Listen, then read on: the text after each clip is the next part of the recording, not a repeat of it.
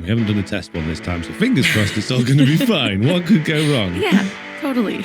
Exactly. Hello and welcome back to another episode of the Minecraft Update Podcast with me, FoxyNoTail, and Jessiie B again, because unfortunately Slack is still not very well. In fact, he's actually been in hospital having to have emergency operations and all sorts, but apparently he's doing a lot better and he should be home anytime soon. So fingers crossed he's on the mend finally. And yeah, best of luck to Slack. But anyway, Slack aside, how are you doing, Jessiie? I mean, I'm really happy that Slack has been giving us updates, which I know he obviously doesn't have to because he's literally been in the hospital. But I'm really happy to know that, you know, things are getting better. He's progressing. So that has been a relief off of me because, you know, worried about the guy. But other than that, I've been really good. I've been just kind of in my own little piece right now. Like, okay. like it's been really nice and getting into the groove of things. We're at that part of the season where everything is just kind of becoming a routine. It's my favorite part of of getting into a new season is when things just finally like go into place and I'm not stressing all the time. So I'm in a pretty good place. Good. I'm really glad to hear that. And being in your really good place, then what have you been getting up to? Oh, I decided, you know, we have this random little food war going in TP right now for no reason whatsoever. And I've decided that I'm joining for no reason other than I wanted an excuse to build a bakery. Wow, stealing my ideas again. Jeez, can't believe it. Hey, I did no such thing. So yeah, I have made a pie shop because pumpkin pie, best food. Yeah, I beg your pardon. Pumpkin pie, best food? On yeah, which you heard planet is that a thing? I mean, it's the most pleasant food. I would rather eat pumpkin pie than a golden carrot. I mean, that's just got to hurt your teeth, man. So you don't actually have teeth in Minecraft, Jessiie. It's not real. Okay. You don't know. You don't know. So you're faffing about with pumpkins and ingredients to bake, whereas everyone else is just being like, I'll just eat the food that doesn't require lots of effort and gives me more saturation. Okay, good job. Wow. Yeah, I thought so too. I mean, good luck in the food war. Oh, I'm sure I am not going to get a single cell, but I don't care because the building is beautiful. So okay. I win, really. Fair enough. Speaking of bakeries, I don't know if you're aware, but I got into the bad habit of accidentally calling my individual furnace for some reason a bakery this season. I have no idea why. It just came out of nowhere.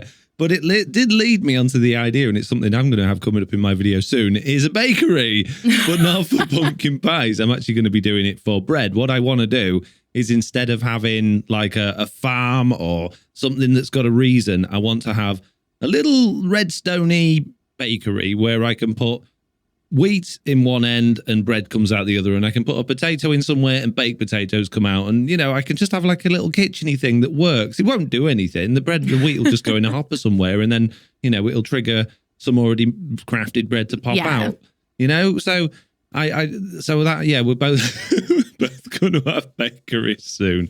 Why not? This is a pattern I'm noticing with us. We're doing the same thing at the same time. It's very strange, isn't it? We all seem to be doing similar things at the moment at the same time. It's bizarre.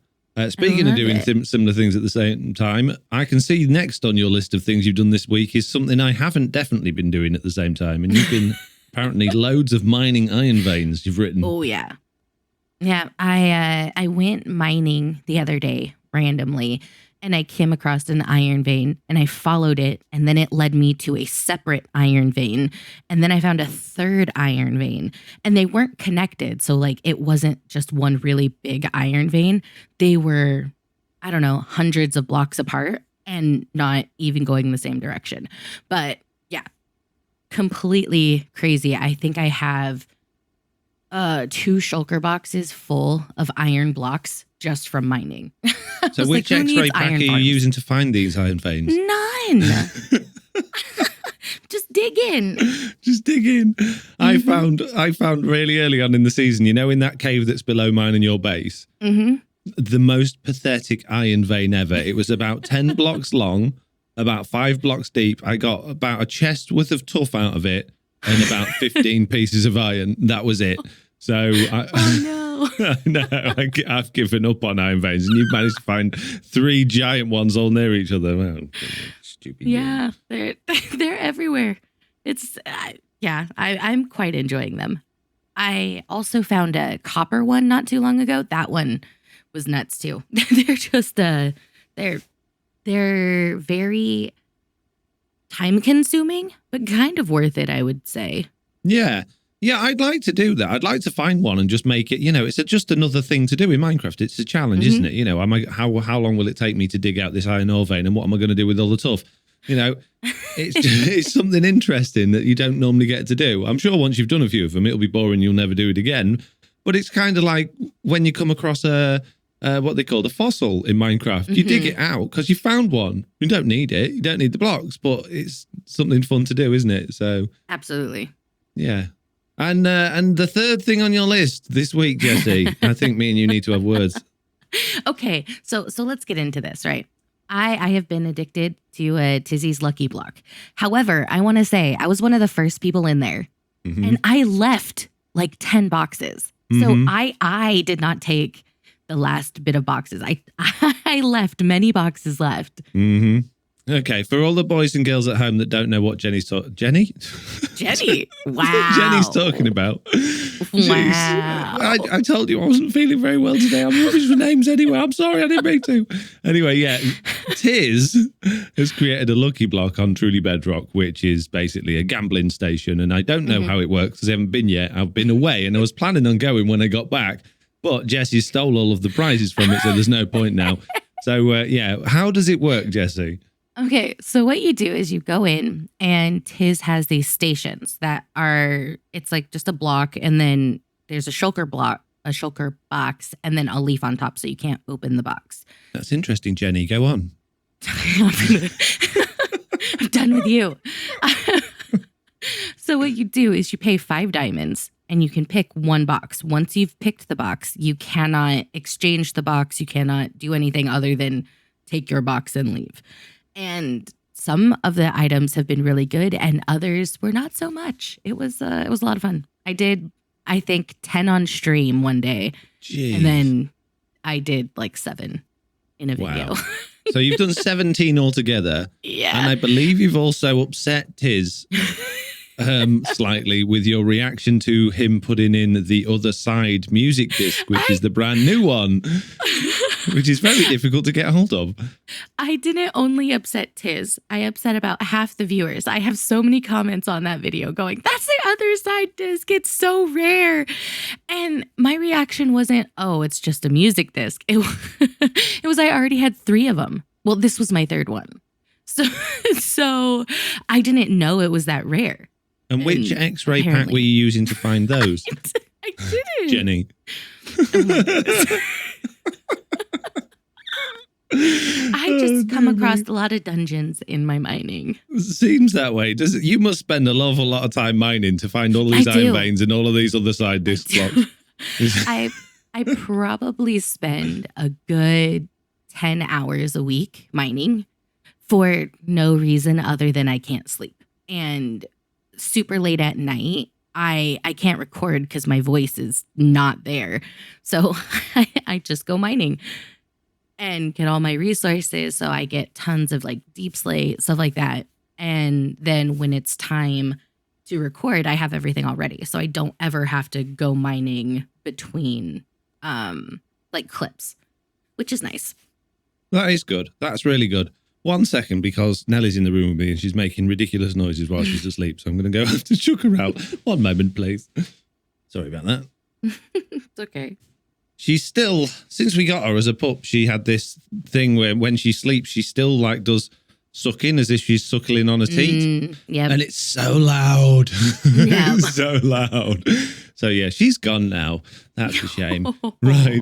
Okay. So moving on from your lucky blocks, pie shops and iron veins to my one thing that I've been doing since last week. I went away for this weekend, and it just happened to coincide with the release of a new game on the Nintendo Switch, which isn't Minecraft. And I don't normally play this game, and I've never played one of these games before. And I thought, you know what, this is the time. This is the one. So I went on Nintendo Online just before we went away, downloaded it, and I have been playing Pokemon Legends Arceus, or whatever it's called, ever since. And I am completely and utterly addicted to it. It's all I want to do. I haven't done it at all today. I've been trying to find excuses to not do work today so I could, but I know I need to do all this work. Work comes first. But yeah, I'm desperate to get back to it. And it's bizarre because I don't like it. I was just going to say, you have done nothing but complain about it since getting back. So again, for all the ladies and gentlemen at home, this will be the third time Jessie has had an earful from me about this game. I ranted about it in my live stream. I ranted about it during a TV meeting because obviously that's a productive thing to do. It's just so weird. I think if it was the first game they'd ever made in this series, if Pokemon wasn't a thing and they're going, hey, this is an idea, they'd be like, there's not enough going on in that. You need to add more to it because that's just boring, just going around chucking balls at animals that then just disappear. And there really isn't all that much to it. But for a game that's obviously evolved over such a long time, I get that it has changed and it's improved and there's new mechanics in it. But that just must, for me, go back to say there's not enough innovation here. Now, I don't want to completely slam it because, like I said, I'm addicted to it. There is a reason I'm playing it. I don't know that reason because everything about it I dislike. I hate grind games, and that's all it is. The story in it is awful. The writing in it feels like it was made by a 1980s computer that, you know, was fed about 10 different words all to do with how wonderful you are and how terrible I am.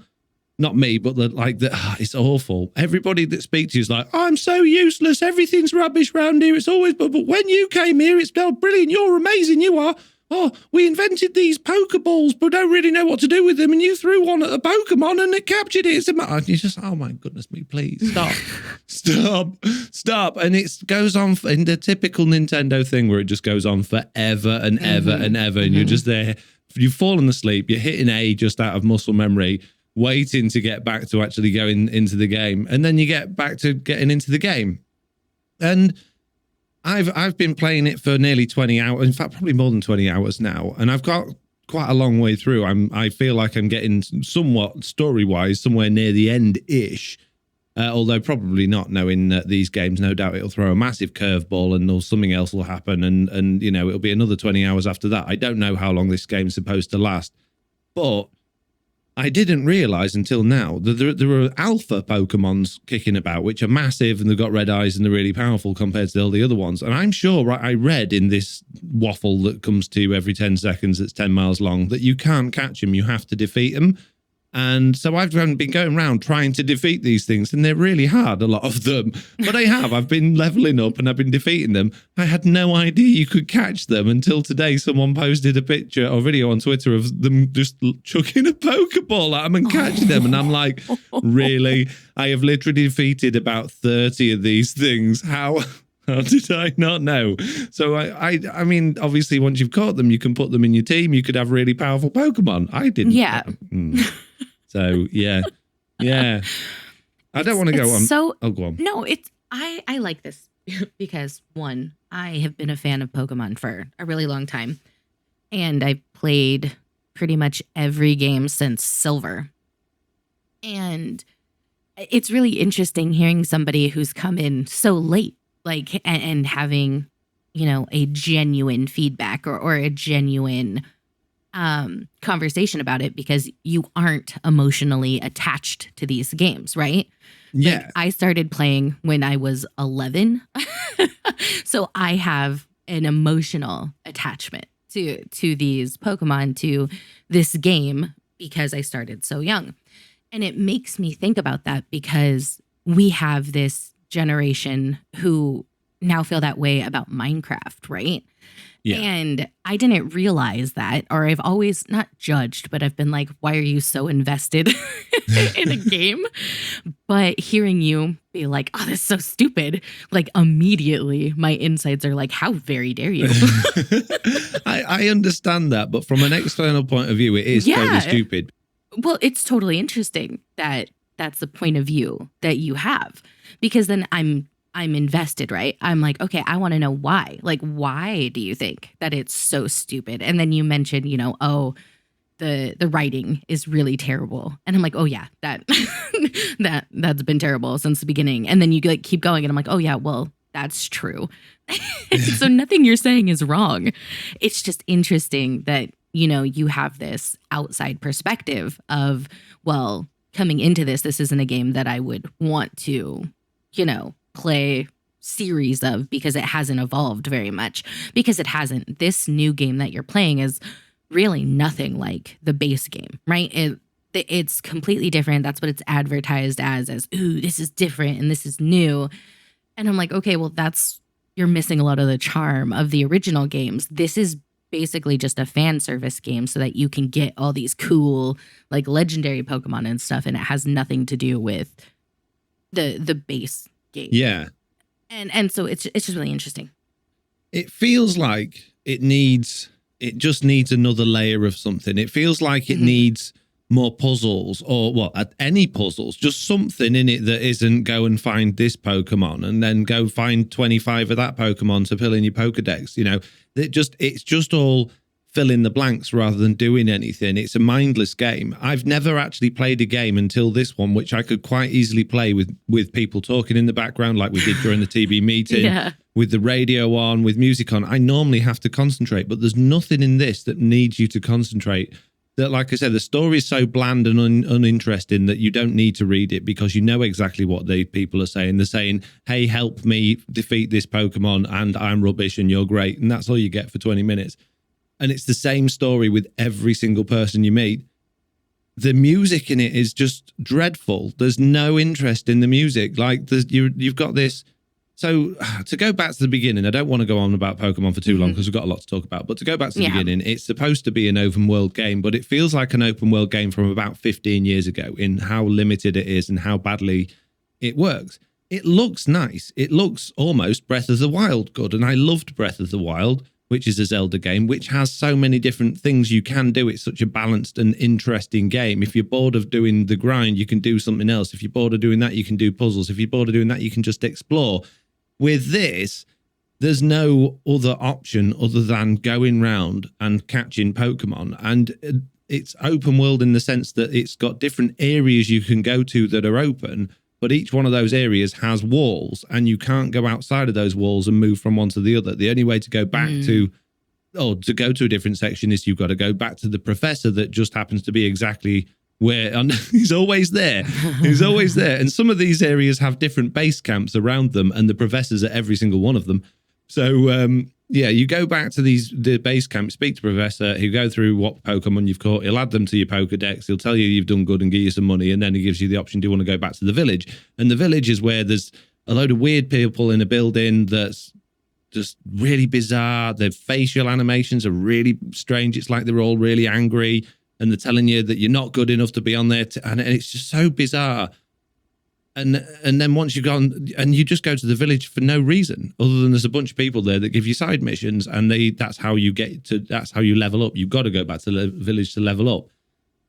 The things that don't make sense, as much as the story doesn't make sense, is that, and I know this is how Pokemon works, and this is why I think it needs to be thought of from an outside point of view. You allowed 6 Pokemon to fight. But you can craft as many Pokeballs as you want. You can catch as many Pokemon as you want, and you can keep them in something called a pasture. And you can keep as many as you like. So I go out, I leave the village, I go speak to the guard, because you can't go out of the village on your own, because for whatever reason, you got to speak to the guard, and he sends you off to this camp. There you see the professor, and you go out, and you go into this open world area, catch as many Pokemon as you want, but as soon as you catch them, they're not there anymore. They're in the pasture back at the village. And you're like, well, what if I want to use that one? Well, you could either go back to the village by seeing the professor, to go back to the village to speak to a woman at the field that'll let you swap them, or you can speak to a man that stands next to the professor that is also a shop, will also rest your Pokemon, and also allows you to see all of your Pokemon which are in a pasture somewhere else. So the whole thing doesn't make any sense. They've added these things in, obviously, for convenience to the players, so you don't have to keep going back to the village. But if that's the case, just let me open up my inventory and just pick and choose which ones I'm going to do. Because I can fast travel back to there from anywhere. I can be anywhere in the map and click a button and it'll take me back to that man. So what's the point in having to go back to that man and start the open world area again when just let me out. I've caught all these Pokemon. They're still in my pocket, right? I haven't taken them to Professor yet. Let me pick one of those. That's one of those things that's different between games. That isn't something that's in the normal game. In the normal game, you just go to your Pokemon and then like you click the R button and then it takes you to a list of your Pokemon and you can literally just put it in your inventory. Oh, really? Switch one out. Yeah. Oh, so they've made it intentionally more awkward and difficult for no reason. Okay. Yeah. Yeah, that's not a normal thing at all. Oh, I don't know. So yeah, there's just weird things like that they feel like they've been shoved in to make a point, but not without any thought around them. And it feels like they've very much got away with as much as they can get away with just because it's got the Pokemon name and people will buy it and play it. Oh yeah, absolutely. Yeah. So anyway, moving. I will keep playing it, and I love it, and I want to play it now. But I hate it. Why do I like it? Someone. What was they saying today? Oh yeah, a couple of people I've heard now saying it actually feels like you're doing research in your Pokedex, and I'm like, no, it doesn't. You are throwing a ball at a Pokemon, and if you throw a ball at enough Pokemon, your Pokemon Dex gets filled in. You're not writing anything in there. You're not checking anything out. You're not doing any research. You just have to keep throwing balls at Pokemon. Anyway, right. Yeah. I'm moving on. Yeah. To the feedback. We've got some feedback, Jessiie B, from the last Pokemon, I want to say, podcast. Thankfully this week we don't actually have a massive amount of feedback and questions because we got a whole lot of news to talk about, so that'll be taking up the main part of this podcast. So we're going to very quickly go through the first lot of feedback. There are some books in here, so we'll probably end up cutting those short, but Jessiie B, would you like to start with a comment from Mr. Balrog? Mr. Balrog says, imagine being able to have a chest next to a blacksmith or a toolsmith workstation where you can leave your broken equipment. It will repair them for you for free, so you have a reason to buy their replacement items and have a rotation of tools and weapons. Once you have mending, that makes it useless, but in terms of giving them a function and early access purpose in line with the village-free roaming idea, or if your mining mesa shulker with 24 shovels needs repair, you can just leave that next to the workstation and it will fix them for you for the next time. I like that idea. I mean, I'm so fussy, right? I have never really been a huge fan of the village free roaming idea. I get the idea behind it, but it's never been something that makes much sense to me. In the context of Minecraft, it just seems too different for my liking. But I like the idea. I just don't know that I would like it in a game I'm playing. Like I don't like that as a vanilla feature, I guess I should say. Yeah. Well, I think this is touching on. We talked about this in last week's podcast, didn't we? About having instead of the workstations how they are now, your villager locks onto that workstation, and then they'll only go within so many blocks of that, and they won't disappear. So you could have a house that had a villager in it, and he's not just going to clear off and disappear and go over a tree border and vanish. Yeah. And so for me, that's how I want to see villages in Minecraft. You say you don't think that's very Minecrafty, and I totally get that because it is different. But for me, that it really is, I think, where villagers need to be, because they don't make sense how they are at the moment. They don't make sense that you've got this entity that you just put in a box and then you go and visit every now and then. It makes sense that if it's a villager and they've got villagers that have jobs like farmers, that all the villagers should be able to do jobs. So yeah, having a chest, you could put a chest outside your blacksmith's house and those things will get repaired over time. I think that's a brilliant idea. I don't understand where they said then you have a reason to buy the replacement items, because that's actually giving you a reason not to replace their items, but it is giving you a reason to have one of those villagers. And maybe the more you leveled them up, the better or the faster they would mend them, or they could mend different tiers of weapon or armor or something like that. I think that's an absolutely fantastic idea, and I'd love to see me of dungeons. More stuff like that. Dungeons? Minecraft dungeons? Yeah. Like when you give it to the blacksmith and he will repair it. You just have to do like a certain amount of quests or whatever. Oh, it reminds me of that. Like as you level up the guy, he'll do it faster. That's what that reminds me of. And I do think that's a good idea. I think where I get stuck on free range like villagers is if it had, say, parameters like, okay, I put this workstation down and he can literally only go like 10 blocks in either direction, that would be okay with me. I just don't like the idea of them doing what they do now. Like, you have a villager and they go off forever. Like, that's what I think when I think free range villager. I'm just like, they're not practical. Like, I'm going to spend all this time working on him and then he's just going to poof off into the abyss. Like, exactly. That right now, it just doesn't work, does it? It's not reliable and it's not fun. So it doesn't work. But that's what I was getting at basically is if they could nail that in, that this is how it works and there's no break from that. And they will link to that workstation. They won't go sniffing out another one. Then great. And Java Edition almost has that because Java Edition will only link to a workstation they can pathfind to. We still don't have that on Bedrock Edition yet. And their linking is a lot more reliable. That's the problem with Bedrock is that we have to stand them in water to get them to stay linked. It's bizarre. Yep. It's just not reliable. So if that was reliable, I would love that. But obviously, yes, I don't want that if the way things are at the moment, because it's just never going to work in a million years. Right, going on from that, Mr. Rusty Shackleblood with his OLED TV is back. He says, it took me a while to put together. You were both saying both saying bee farm and not beef arm. I use Foxy's version switcher malware and I'm still in 1.10 because reasons. I don't have bees, lol, so this concept took me a while. I felt dumb and entertained after I figured it out. Beef farm? Or beef arm? Beef arm. Beef arm. Why have you got a bee farm? I don't know, it's just the way it grew. It's weird, isn't it? I don't know how to take that, Rusty. But yeah. I'm amused. Okay. Redstone Dad said, poor Slack. He did have a hard time that stream. Hopefully he's 100% again soon. And then I'm just going to read all three of his. And then he said, I'm jealous, Jessie, from a fan to a fellow server mate. And McAfee hates your add-ons, etc. I just tell it to shut up and let it through. Okay. Yeah, I have to say, being fan to server mate has been amazing. 10 out of 10 recommend.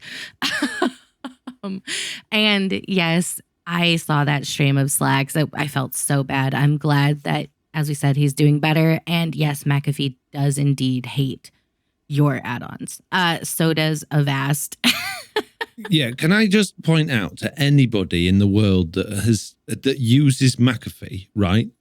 Delete it immediately. It's bad. It's always been bad. It's never been good. And the only reason it's still around is because Microsoft insists on sticking it. Well, it's not even Microsoft. It's whoever you buy your PC from insists on bloating your PC with it because they get money for doing it from McAfee. It's rubbish. It doesn't work. The same with Norton. Norton's awful. Avast used to be good, but it's pretty terrible now. It's getting bad. The only thing you need on your, and then this sounds like I'm preaching bad security stuff for PCs, and it's not. Time and time again, it's been proven that Windows Defender antivirus, the one that's built in, is good enough and will deal with 99.9% of any problems you've got. If you're doing really dodgy stuff on the internet, then yeah, maybe get yourself something that's decent, but don't pay for Norton, don't pay for McAfee, because all they're doing is slowing your computer down and blocking you from doing things that you should be able to do in order to say, hey, look how many things we've blocked, guys. That was like, it's a calculator. Why have you blocked the calculator? We blocked 10 calculators today, guys. We've got 10.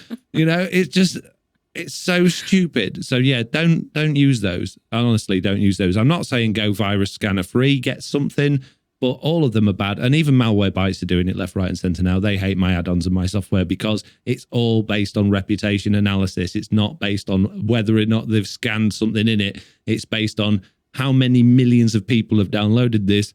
Oh, less than 1 million, therefore it's a virus.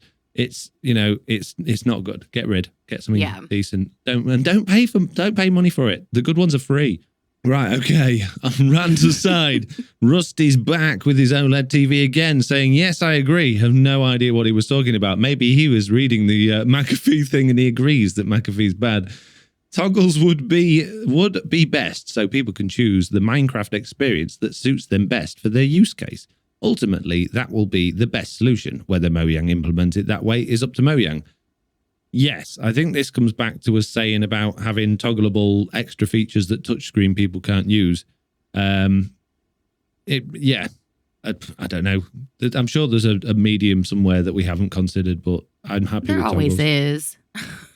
But yeah, I definitely agree. I absolutely love the idea of villager professions that are very useful. The woodcutter profession is a genius idea. Let's face it, no matter your playstyle, you always wind up chopping a ton of trees.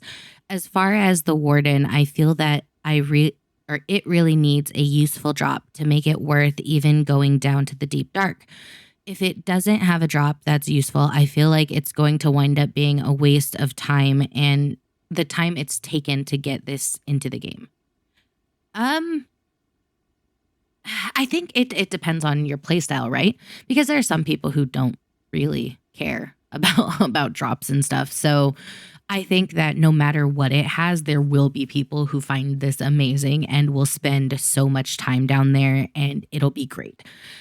Personally, I would like it to have a really decent drop if it's going to murder my face. So, that's just personal playstyle though. I think that they've already said it's not going to have a drop, haven't they? But I mean, the fact that we discussed last week it's going to be guarding something. I think the Deep Dark itself, the ancient cities or the Deep Dark cities of what they've called it, I think that's going to have a lot more to it than we're currently aware of. And I think that's probably one of the reasons they're holding back from showing us, because there's some big old spoilers as soon as they do. It's got to be worthwhile what it's protecting. Even regardless of your play style, I think if they just chucked a warden down in a dark area and went, hey guys, there's bad stuff down there. Yeah, some people will just for the fun of doing it, but it's not going to be entertaining for everybody, I don't think. So yeah, I think there'll be something down there. And I know for a fact that we haven't seen everything yet. Yeah, they're really good at that. Keeping things until like the last moment. There indeed. Microbial Titan says, perfect, Jessie. Definitely need half a stack of people on the podcast.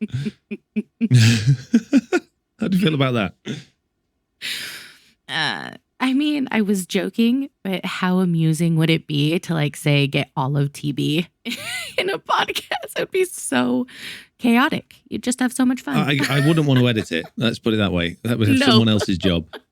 I was thinking about this. If you've got multiple people on the podcast, because obviously it's really easy to talk over people, especially when you've got delays with Discord, where we're talking to each other through Discord, but we're recording our own audio, which is why we're not getting Discord's awful audio.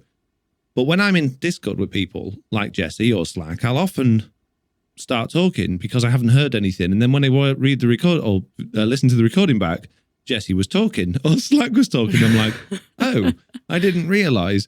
And it's bad. So I'm thinking, if we got 3 or 4 people in, how do we manage that? And I thought, well, we'd have to have some hands up system, maybe a button on a Stream Deck where you press a button and in the Discord it raised your hand. And and when someone raised their hand, you knew when it was, you paused, they were next to talk. So yeah. I don't know. There'd have to be a way. Otherwise, yeah, it would just be an absolute editing nightmare. It would be a mess. What does Victim Born have to say? It's an extra long one, this one. No, it isn't. I haven't listened to this. I haven't listened to this yet, but my ears are doing the equivalent of salivating in anticipation. That's, I think, quite the compliment. Haven't listened and already excited. Yeah, although it is a bit gross thinking about him having drippy ears. But, apart from that, I'm really happy with that feedback. Thank you, Victim. Purple Wolf. Going back to the pick block debate. No, it's no, I'm sorry. It's too, oh, geez. Oh, my, it's a really long one, this one. Thank you for doing the podcast. Hope Slack's goes well soon. Love hearing Jessiie B too. Maybe have the 3 of you do the podcast. She adds a new perspective to it, I think. Sorry for the book. I didn't see a book. Oh, sorry. only caught the ending. Geez, there's a lot going on in there. I think we'll be on that one. I'm really sorry, Purple Wolf. Yeah. We did read your other message, so yeah, we're gonna move on from that subject now. But thank you very, very much, and I totally agree with you. On Jessiie B. She does bring a very refreshing and interesting perspective to these podcasts. Well, thank you. You're welcome. From the emails, we've only got one email this week about. Well, we got a question in an email, but we only got 2 emails. The rest of it looked like there was lots in the email thing, but it was all spam, so that was disappointing. I nearly put some of it in just to make it, pad it out a bit, make it interesting. Yeah. We have a lot of news, though. We do. I can tell you one thing from the spam, though. Dave at Chartable says, "Congratulations." The Minecraft Update podcast is now ranked number 96 on the Apple Podcast video games chart in Norway. So, brilliant. Thanks, Dave at Chartable. That's kind of cool. It is, but sadly, 2 days later, it's now ranked at 204 on the Apple Podcast video games chart in Norway. So, we're not doing ever so well this week, but I appreciate the updates. Thank you very much, Dave from Chartable. Anyway, what's JJ got to say? It's another book, Jessie. Ooh, okay, we got this. You have to do it in an Australian accent because it says good day. Nope, not gonna happen. Good day from JJ in Australia. Foxy and Jessiie B. Or maybe Slack. I don't bloody know, mate. Jeez. Which one of us is going to be sick this week pretending you're not? Hey, look, he's not pretending it's true. Jeez, get a grip. Go on, Jessie, you got this. If not, get well soon, Slack. We miss you. But Jessie is a great replacement. Regarding mobile players and offhand parody, I'm primarily a mobile player and have been for years. I'm also 30 plus years old, older than the apparent multitude of 10-year-old mobile players. I play on a great SMP. Shout out to Liara's Squidcraft server members. You're the best. Also primarily on mobile. I think most mobile players wouldn't even notice if things like offhand were added. I don't even use a shield on mobile Minecraft because it's so painful to do. So add it on PC and leave it off mobile. Easy. Regarding the deep dark, I just had a thought whilst you were talking about this. How is it going to be scary due to being dark and with a good sound design? How's this going to impact or work for people with hearing impairment or even people like me who just prefer to play without sounds on? Will they implement some sort of subtle option, perhaps like Java? Oh, subtitle option, like perhaps on Java. And finally, looking forward to hearing Foxy rant about the changes to Coral fans and being told just use powdered snow, guys. That's what it's for. Keep up the good work. I look forward to hearing you each next. Ugh. I look forward to hearing you each week. I almost did it. I was almost there. You nearly did it. Yeah, I'm going to jump straight in on this one. Yeah. We will be covering the powdered snow conversation later on in the news. But the thing that I want to touch on there is the deep dark stuff. Mm-hmm. This is a really tricky subject, and it's the sort of thing that if you say it wrong or approach it wrong, people get the wrong end of the stick, and that's how you end up cancelled. So I'm going to take this very, very carefully, but potentially will be upsetting a few people. Unfortunately, disabilities and impairments do exist in the world, and it's awful if you have to live with that. And when your life is impaired in some way, all you want to do is have a fair go at life, and that's absolutely acceptable to want to be that way.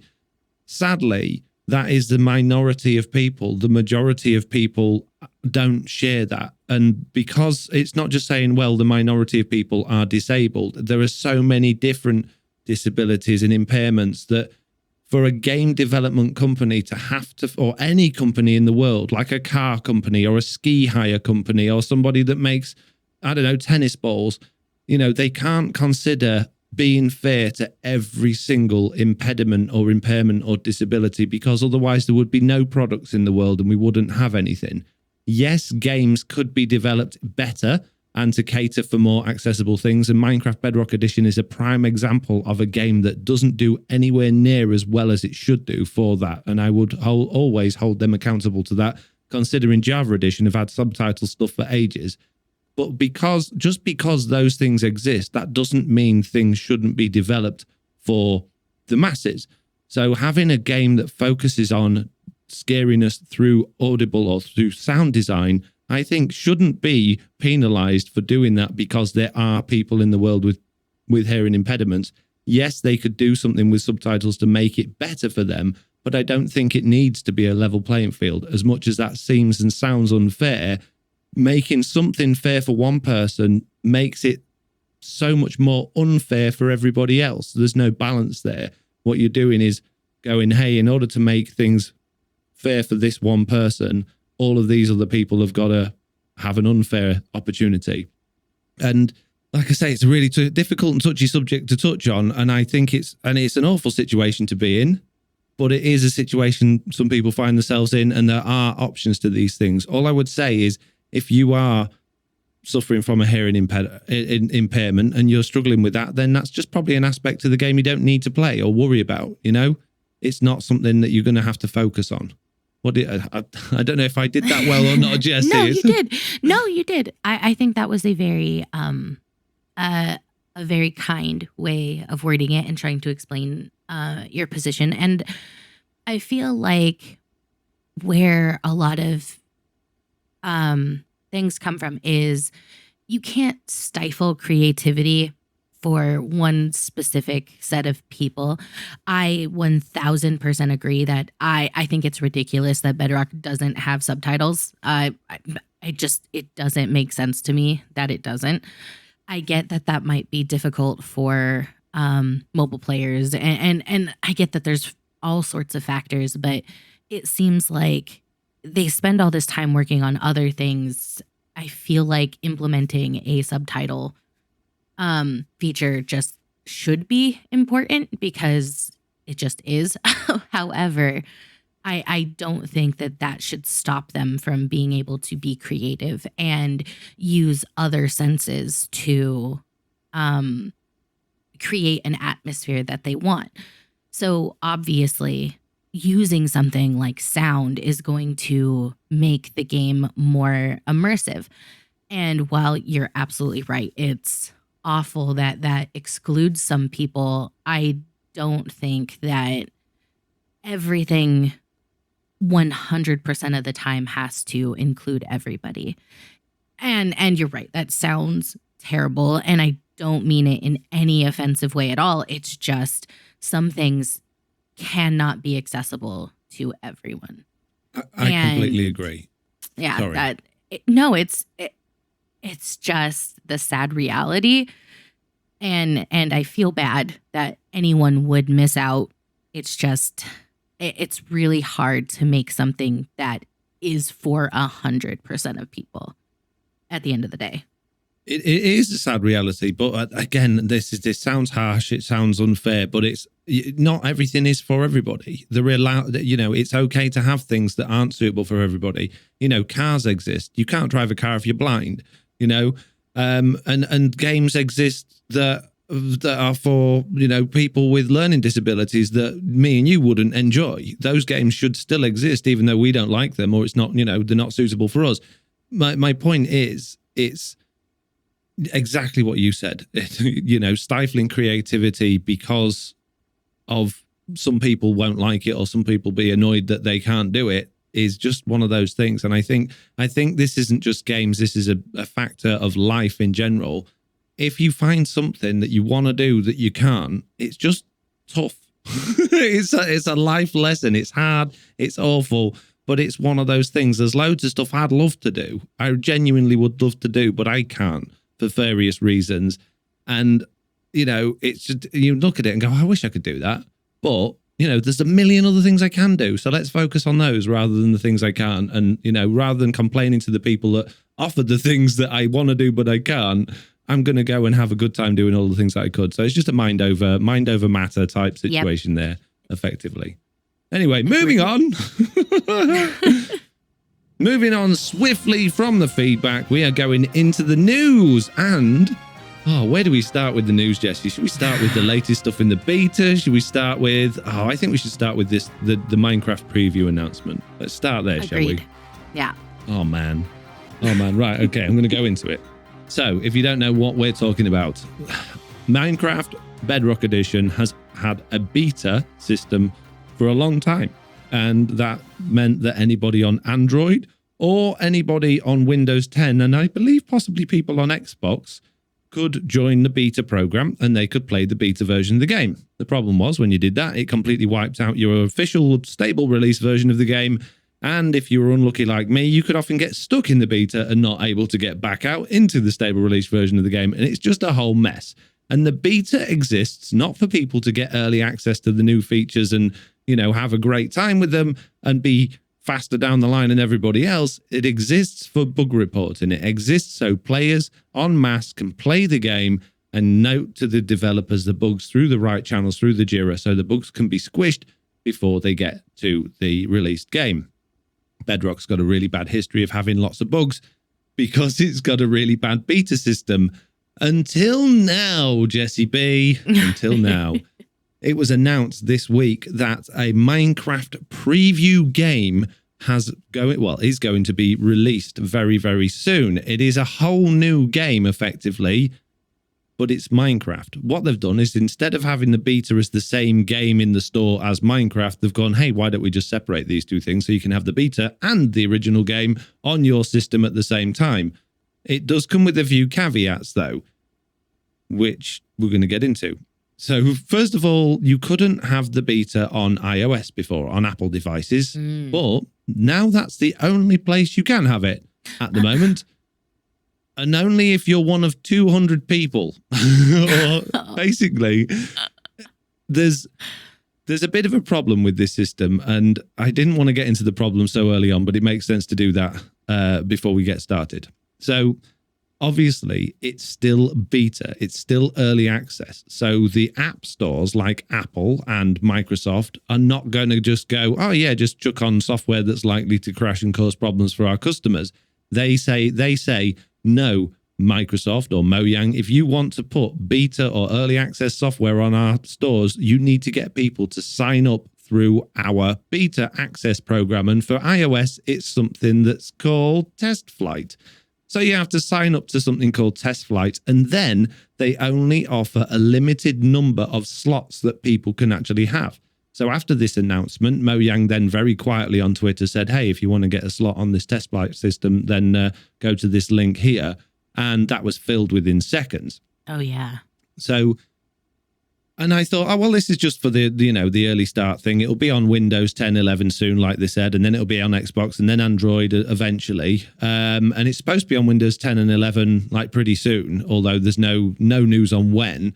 But then I saw another thread between, I think it was David Fries and somebody that was talking about it, saying, okay, once this thing has like got off the ground, will it be unlimited? And they were like, oh, well, there'll be more slots, but it will still be limited.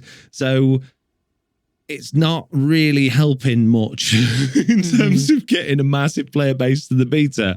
I don't think that will exist on the Windows 10, 11 versions. I think that will just be iOS. I'm not sure if that'll exist on the Android one, but I'm assuming, and I might be wrong about this because there's no information on it, but I'm assuming to do it on Windows 10, 11, you'll still need to be part of the Insider program, I would imagine, and that'll be Xbox as well. Which will mean, or may potentially mean, that your other apps and software might end up with pre-release versions as well. So we'll have to talk about that closer to the time when that comes into play, because I'm not 100% sure how that all works.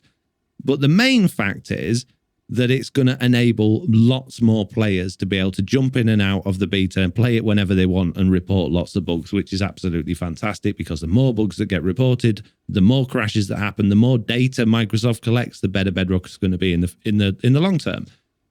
What's not available? You can't do any cross-platform play within it. The marketplace isn't available on some platforms in it. Realms and servers won't work in it, and there's no achievements in it either, which is all to be expected, to be honest with you. I think that's absolutely fine. Jessiie, what are your thoughts?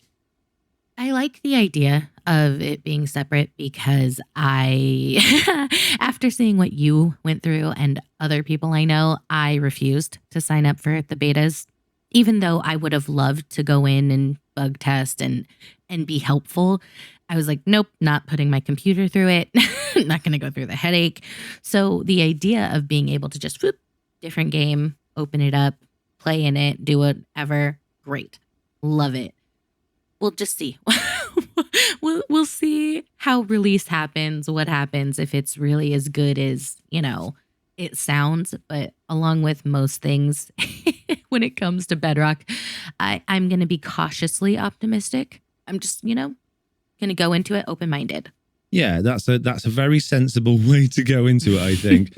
I'm really hoping it is as simple as it's just another copy of Minecraft, but just with the beta stuff, rather than them having to like try and develop it in a different way to make it more, I don't know. I think it will be.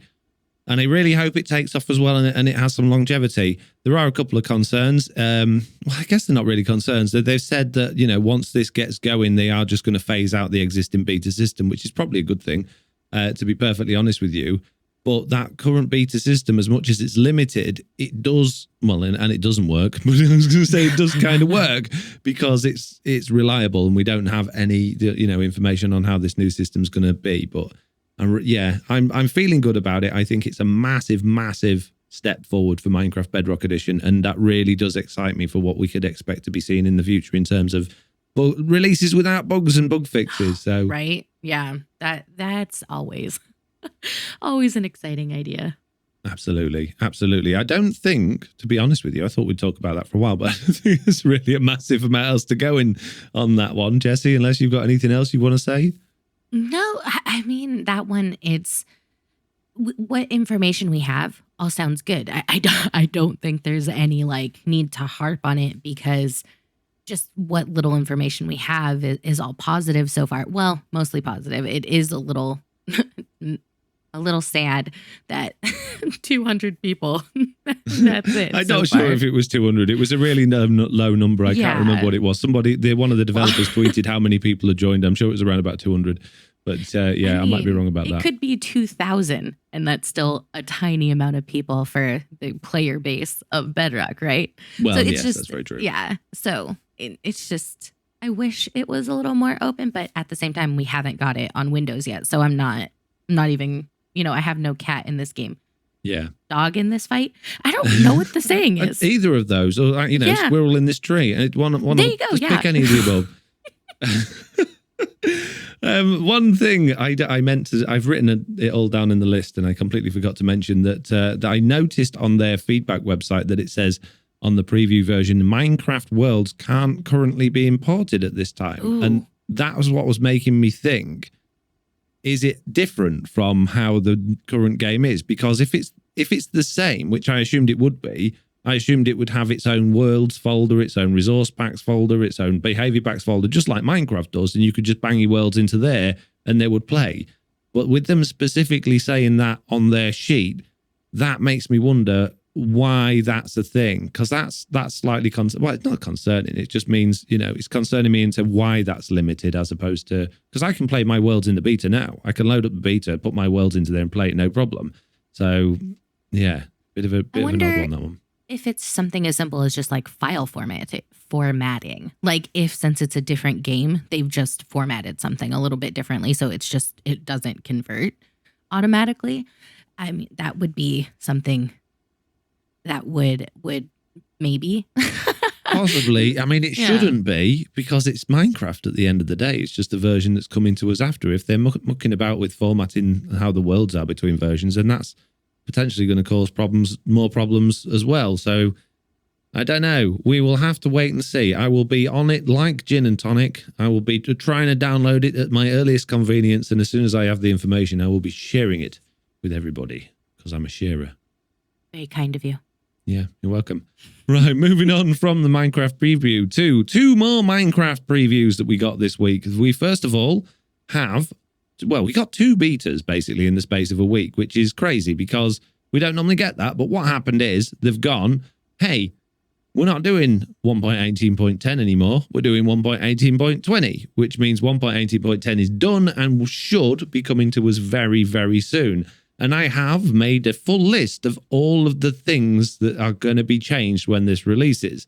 Are you ready for this, Jessiie B? Yes. Be prepared with a list of many things to moan about when they've gone through this. Okay. So first of all, we're going to be getting the globe banner pattern, something that's been on Java Edition for ages. We're finally going to get that on the loom, which is kind of pointless, but also kind of nice.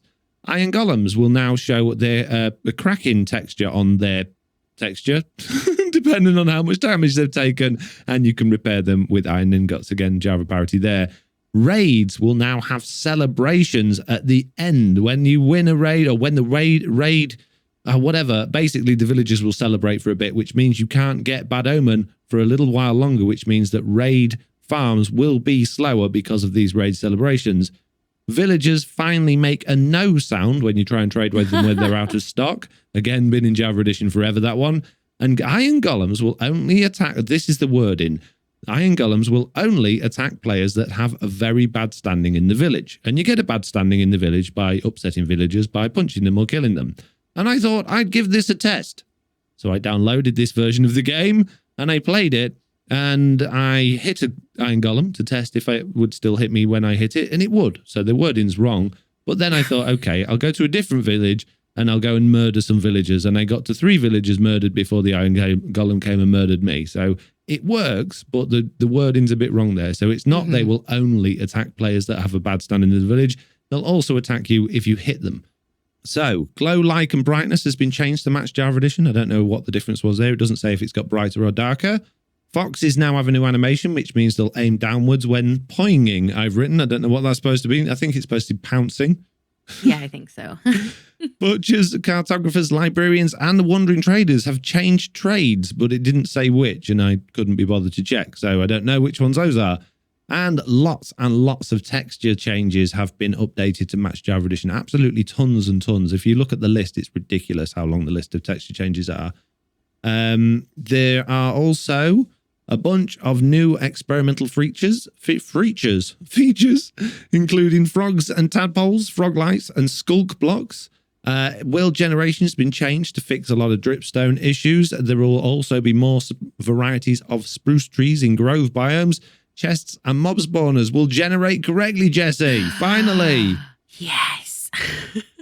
In terms of mobs, slimes will finally be aggressive against snow golems again, which means we can have our slime farms back. Goats will now spawn in jagged peaks and frozen peaks biomes. Villagers, rabbits, and foxes that spawn in frozen and jagged peaks biomes will be the snowy variants. Farmer villagers will no longer pick up more than 8 stacks of items. I thought that was interesting because I didn't know that was a thing, but that will mean that your potato and carrot farms and potentially wheat farms will be better because your farmer's not going to be stealing all of your items. So that's good news. And untamed cats can be leashed, which I'm not sure how useful that is, but, you know, I guess that's kind of handy. In terms of blocks, falling sand and gravel animation has been fixed. Thank you very much, finally. Thank goodness, yeah. Copper blocks will oxidize in the nether, so hopefully these ridiculous people that have the fields worth of copper can go and shove them all in the nether out of the way and stop them being all over the overworld while I'm flying about. That'd be nice. Mob spawners shouldn't stop spawning mobs, which they have been doing. Structure blocks will rotate blocks properly, and there were some other fixes with structure blocks as well that I haven't added in. And this one I don't like, fixed paintings overlapping glow item frames, signs, banners, and torches. So there goes your secret hideaway entrance using signs instead of doors. So I think it will still work with doors and trapdoors. But yeah, that didn't need fixing. That was nice that you could have these overlapping things, but that's been fixed, sadly. And the last one, Jessie B, apart from a ridiculous amount of technical changes, the last change coming very, very soon is the stored XP in furnaces can no longer be duplicated. No! This makes me sad. But also, I think we've known it's been coming for so long that my emotional drainedness is like, just, I'm okay, it's fine, whatever, take it. Like I'm sad. I am upset because we don't have a good source of XP on Bedrock, at least not one that isn't ridiculous. Well, we'll get to that soon as well, but yeah. I'm annoyed. But there were some other things in that list that I found interesting.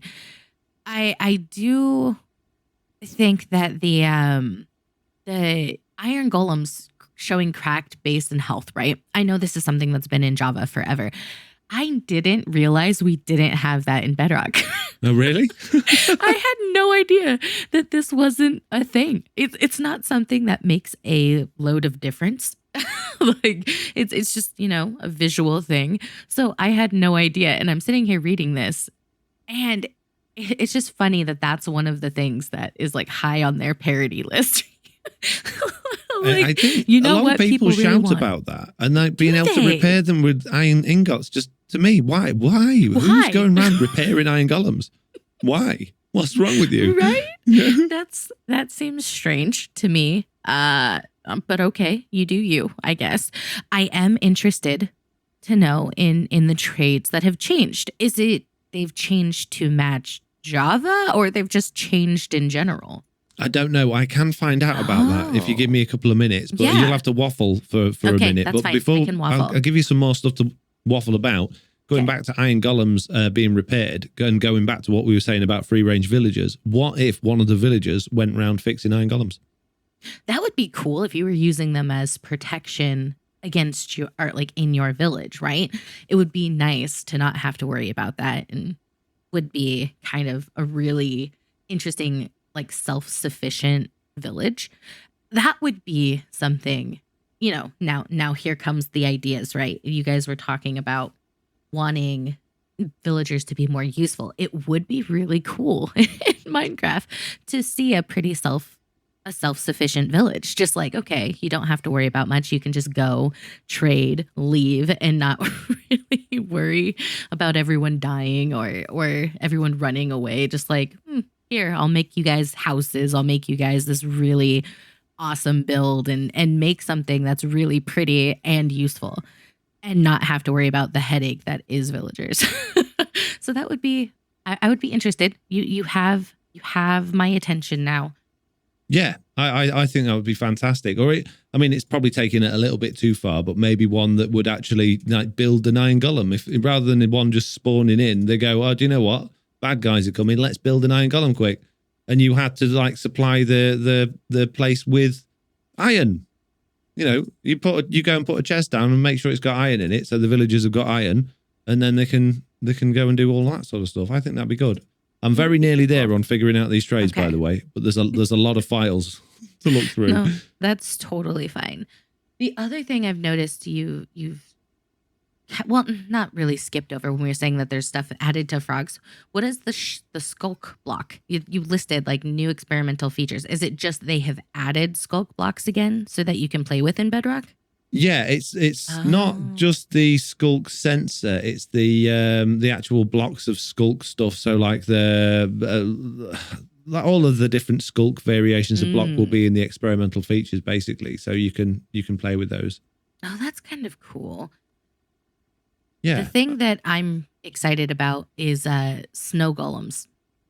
I really never have been a fan of using iron golems to in my like walls and stuff for slimes. Just, snow golems have been so much easier. So I'm excited that they added that back in. Yeah, I'm looking forward to that one because I liked my my snow golem iron farm that I had a few seasons ago. Not iron farm, slime farm, sorry. Okay, right, I've got some trades. Butchers, old one and new one. So that's the old one. This is the new one. Looks like they've taken away cooked rabbit from butchers and cooked mutton, apparently, from butchers as well. Also looks like they've removed cooked beef. So the cooked foods, basically, for some reason, they've got rid of.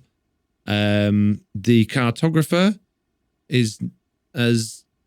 had banner pattern 7 instead of banner pattern 2, 4, and 5. So that's been limited. Librarians have only one change, and that is, they've even got a note. Book and quill can only have a single item per stack. So they've said you need to have a writable block in each slot rather than stacking them together.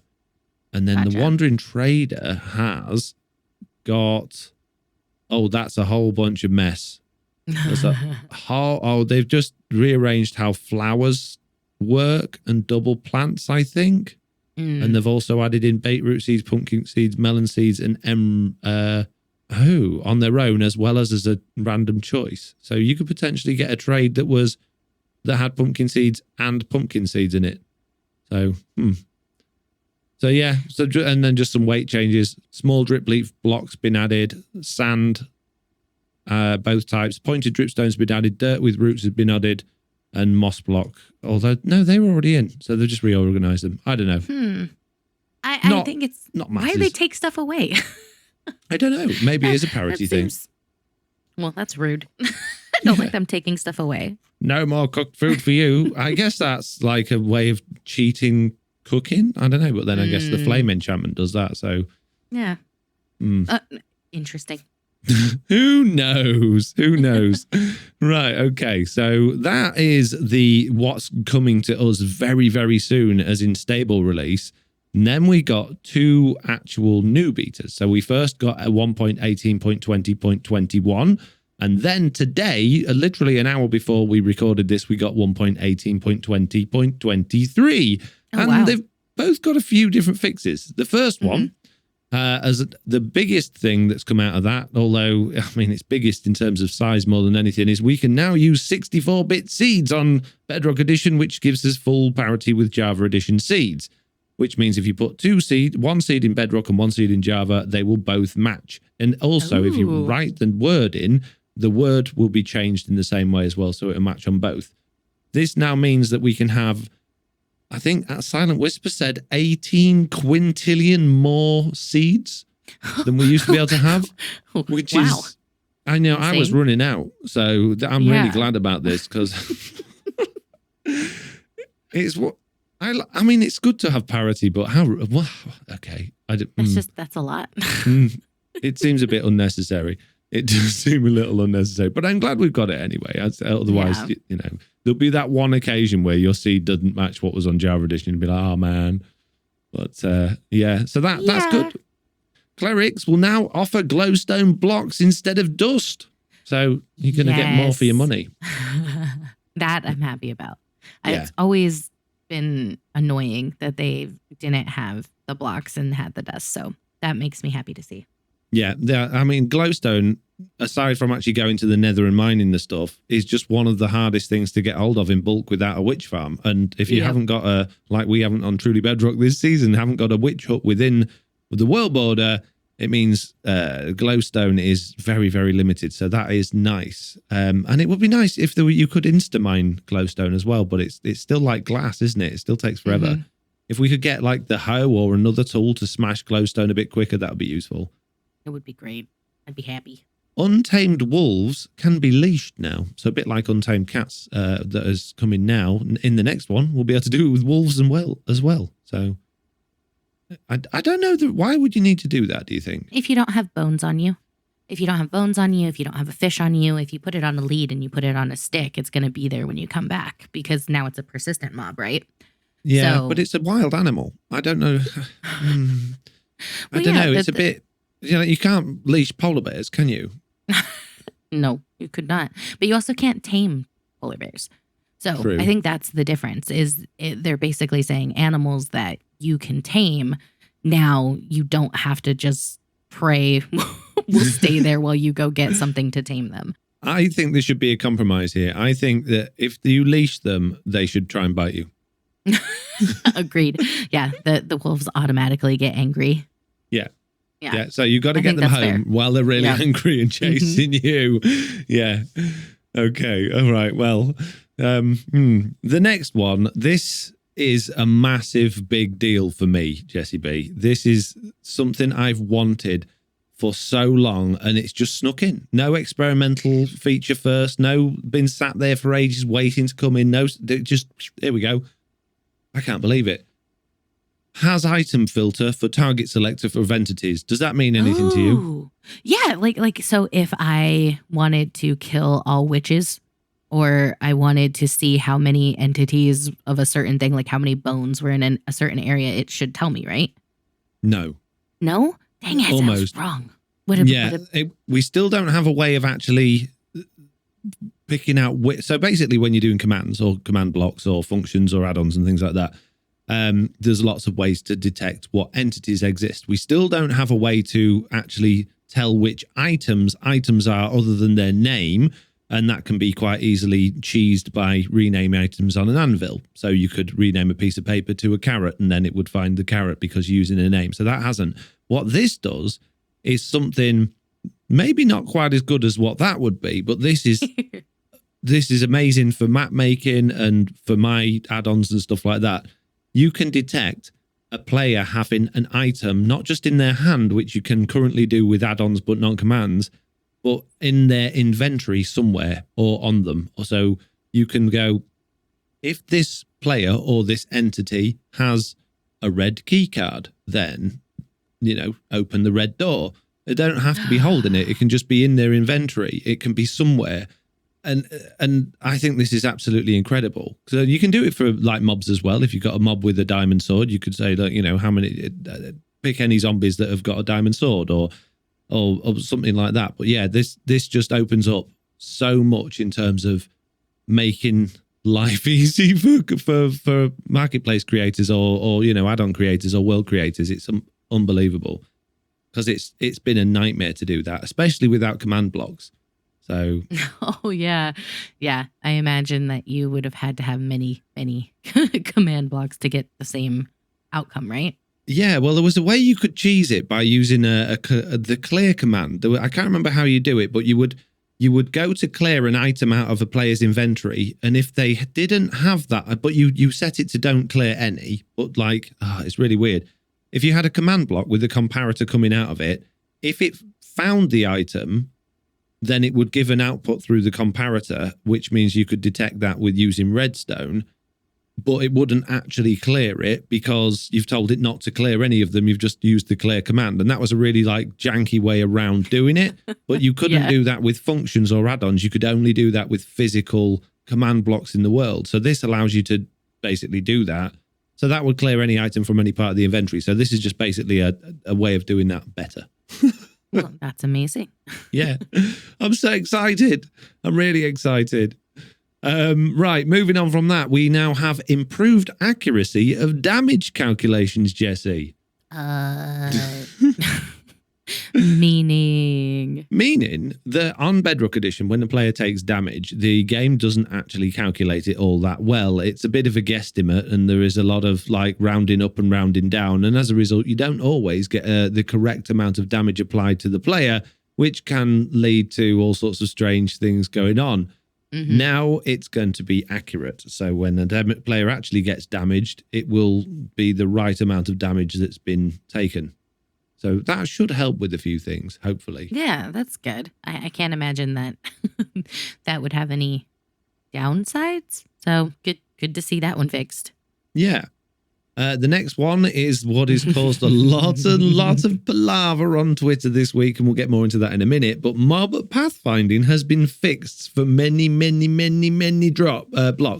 So basically, if you got a mob farm that relied on it, well, we used to use buttons, RIP buttons, or dry coral fans, or other blocks that mobs used to think were solid blocks and would walk off the edge willingly and end up in your mob farm. They won't do it anymore. The only one I know of that still works is trapdoors, or what Ulraf, the developer, thinks we should be using, and there's a balanced and fair way to use play the game. Powdered snow, Jessie. No. Powdered snow. No. No. Just no.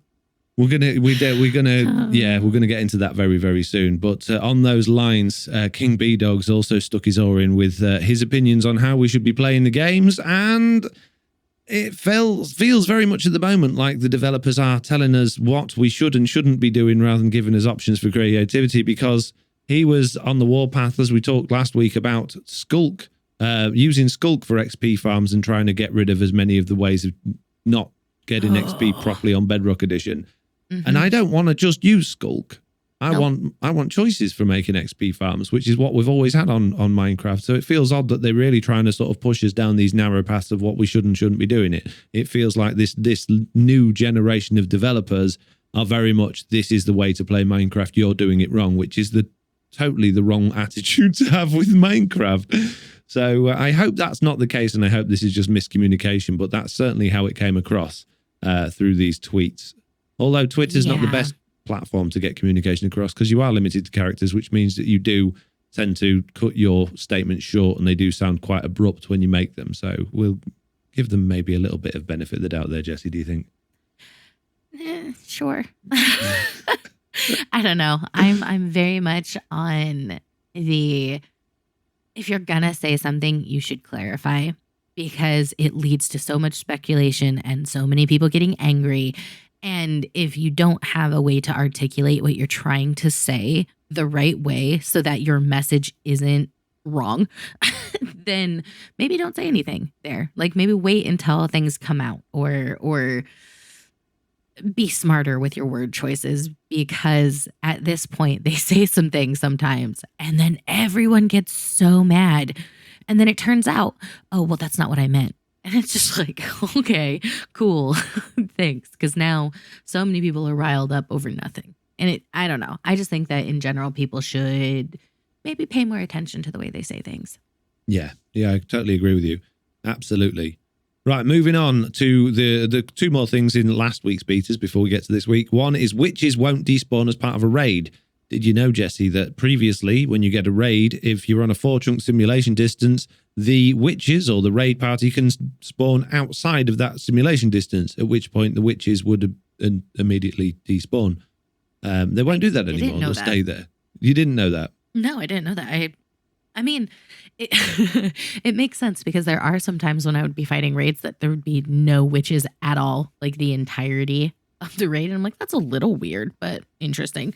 Yeah, so we should have a whole bunch more witches in raid farms, which, you get it, which means that there is a little bit of hope there for our glowstone farming without witch huts. We should be able to get a reasonable amount through our raid farms once this beta drops, which is likely to be in a month or two, I would imagine.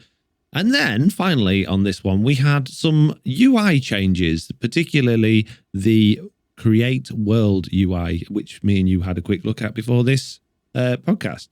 What do you think? Thoughts on those? It's hard to sort of talk about something without describing it because the viewers can't see it. So let's try and generalize a bit, I guess.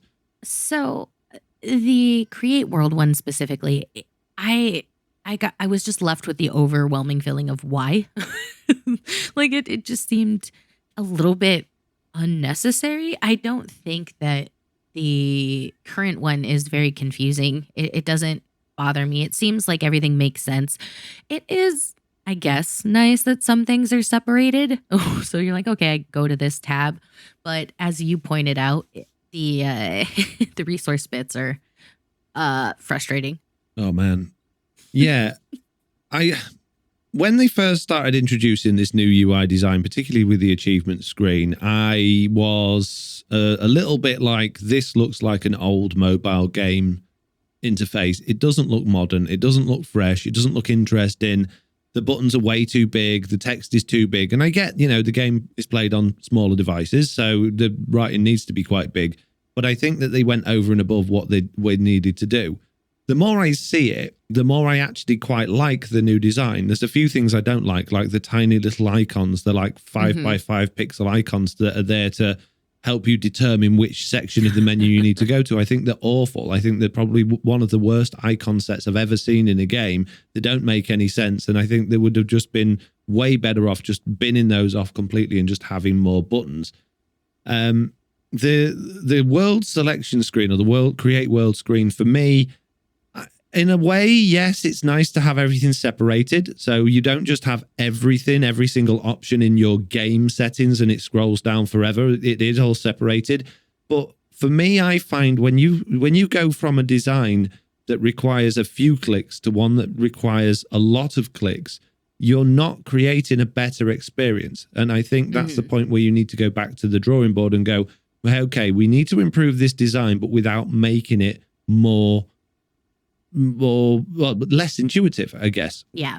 So Jessie picked up on the resource pack and behavior pack sections for me because I've had a bit of a problem with them. And the problem is that not only have they've changed the layout of that, which is a lot more confusing to the eye now, they've also taken away any form of like creative formatting. So before, we could use the text formatting codes that you can use in books and in game on signs and stuff that creates different colored text in order to make your titles and your descriptions stand out on your resource packs or your behavior packs, which is great. But they've got rid of that now. So everything is just plain white. And if you've got those formatting codes in your titles and descriptions like I have, it just copies those out. So my Foxy's whatever add-on now looks like squiggly line 6 Foxy, squiggly line R, and it just breaks my titles and descriptions completely.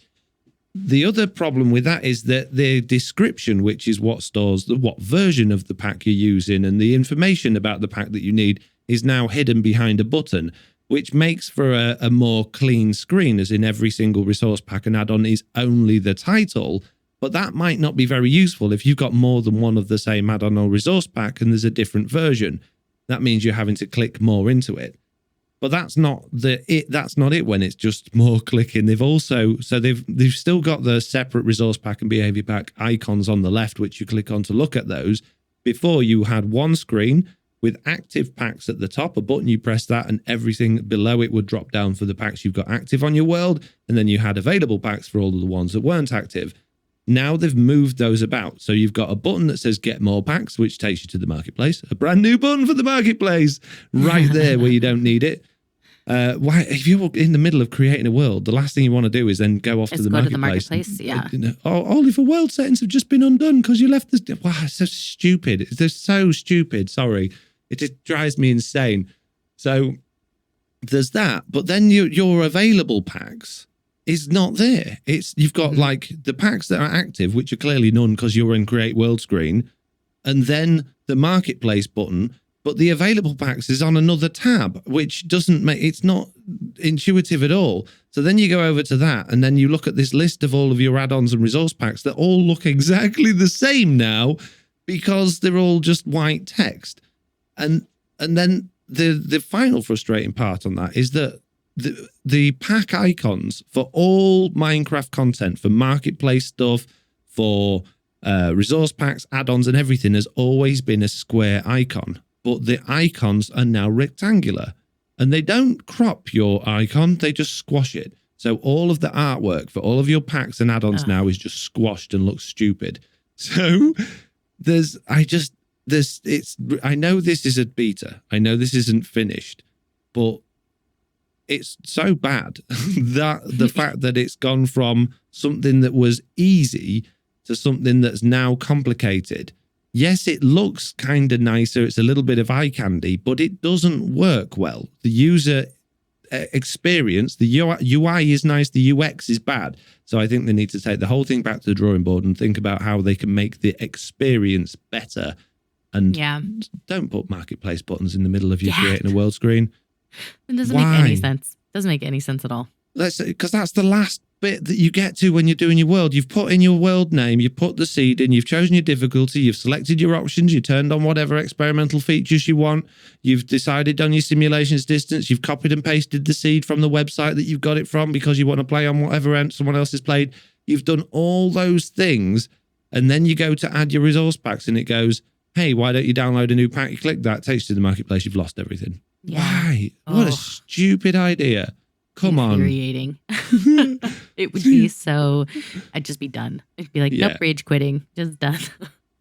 Jessiie and I also discussed about the UI changes in the game earlier. This isn't part of the beta news or anything like that, but the new UI system is a closed system, which means that before, everything in Minecraft could be altered with a resource pack. You could change the play screen. You could change the world listing screen. You could change, like I did, the server screen so you don't have to look at all the featured servers.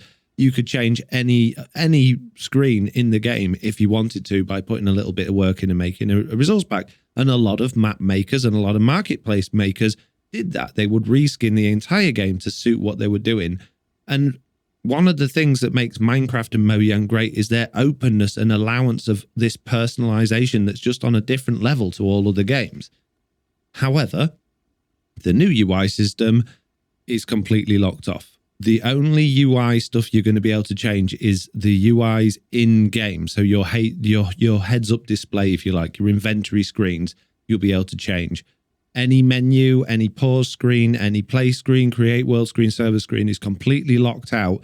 And it's got what's called obfuscated code, which means there's no way to change it. There's no way to read it or understand it. And if you try to create a new one, the game won't read it because it won't be effectively obfuscated in the right way. So it won't be able to read it. So It's just a design change yet again to stop people having creative expression within Minecraft, which just seems to be so backwards. It's the direction they seem to be heading in so many ways at the moment, and it just doesn't feel right at all. Yeah, that's one of those things I'll never understand. I don't like the idea of stifling creativity just for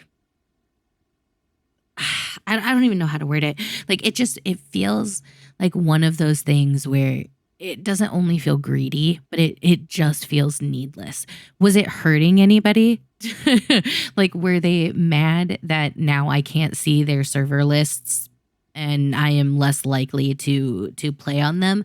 I don't know. I don't know what it is. It just is so bothersome that I am just, everything is shoved in my face. I like the option to be able to hide things. I like, the option to do what I want.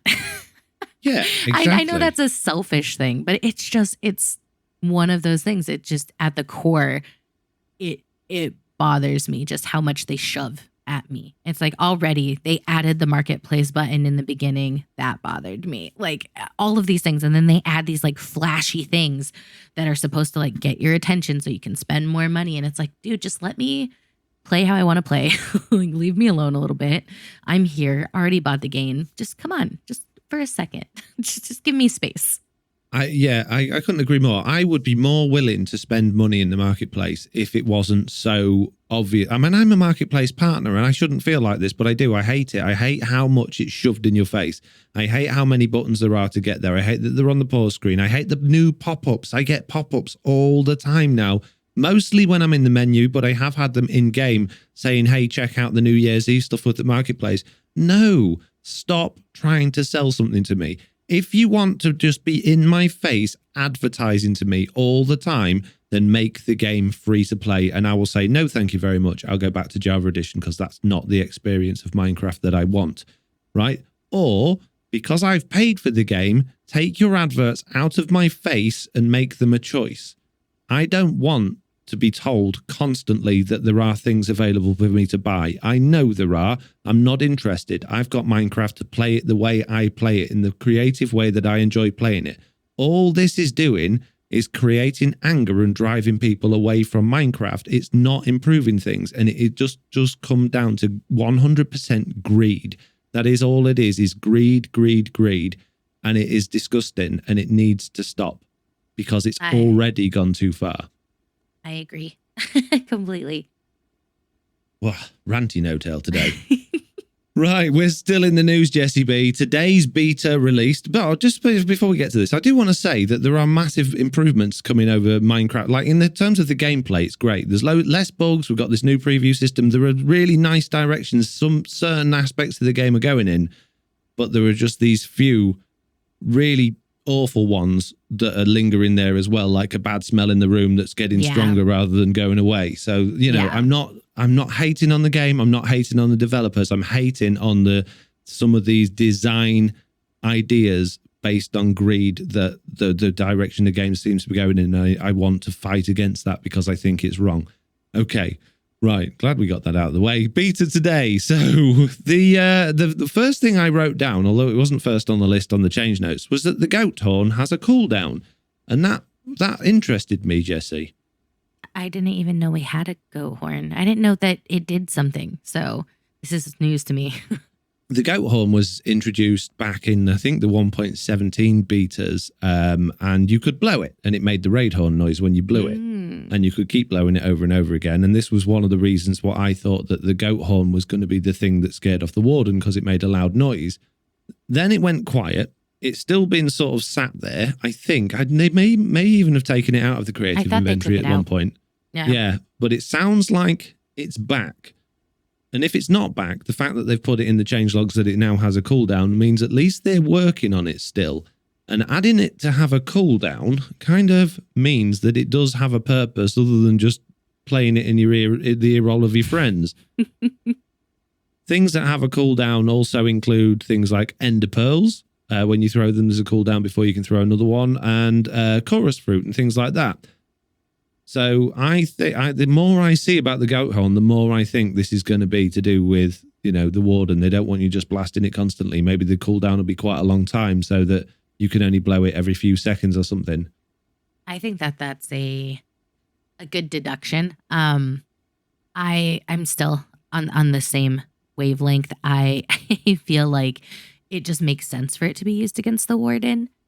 And I can't wait to see more. Like, that's one of those things that the more we find out about the warden, the more we find out about the deep dark, the more interested I am. They're doing a really good job at giving me just enough information for me to still be like on board. Yeah, I totally agree. This is one of the instances where they're doing it right. This is the best marketing ever. Because definitely. I am hooked, and hook, line, and sinker, excited to find out about what's coming, and they're doing a brilliant job of hiding that from us. Agreed. So, yeah. No other things that have changed. It's a very short list because there's not all that much. Frog spawn changes and fixes. Basically, frog spawn used to be able to. You could only place it on water, but then you could put a block underneath it, and then the frog spawn would never hatch. They've now stopped you from being able to put a block underneath it. It will just break then.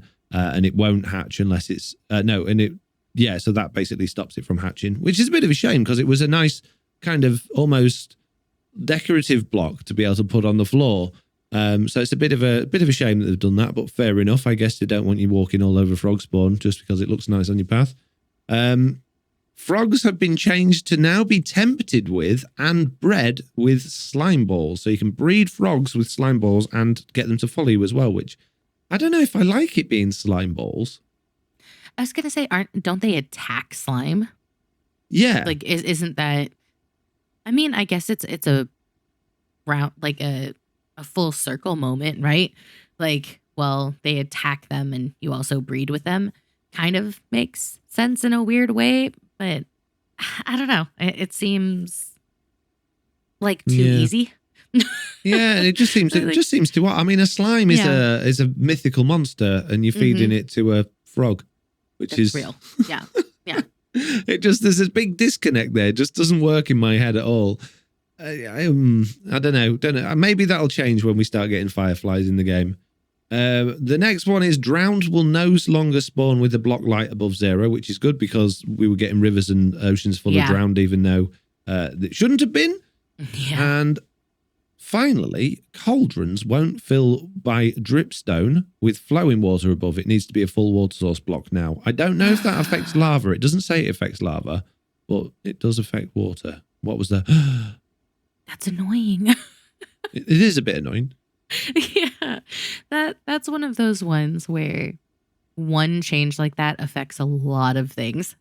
And although I don't use it for water, just the idea that they've changed it for water makes me think they're going to change it for lava, and that will bother me. Yeah. I don't want to go above my thing and be like, okay, now I have to fill every space with lava. It's just annoying. It is, but then if you've got a lava farm, it's not like you're going to be running out of lava. So it's true. Just annoying. I like convenience. I don't really see the need or the necessity for that one. Again, perhaps it's a parity fix. It didn't say so, but yeah. And then there's a bunch of technical stuff that's been added as well. A whole bunch of technical stuff over the last few betas, but I'm not going to go into any of those details because A, it went over my head and it'll just take up 4 hours of podcast, which we don't need. So that leads us on to our friend and developer, Ulraf, who, as far as I was aware, is a Java developer, but he had some interesting things to say about Bedrock Edition mob pathfinding.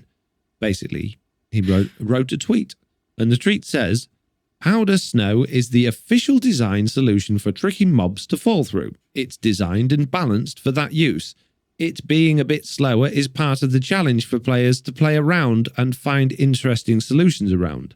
I don't know how they can consider it balanced, because fair enough, Mojang have an official design solution, but I don't like that term, first of all, because that's what we were talking about earlier, pointing us down a very linear path on a game designed for creativity. I don't like Mojang having an official design solution for farms, because that's the player's job, right? Yeah.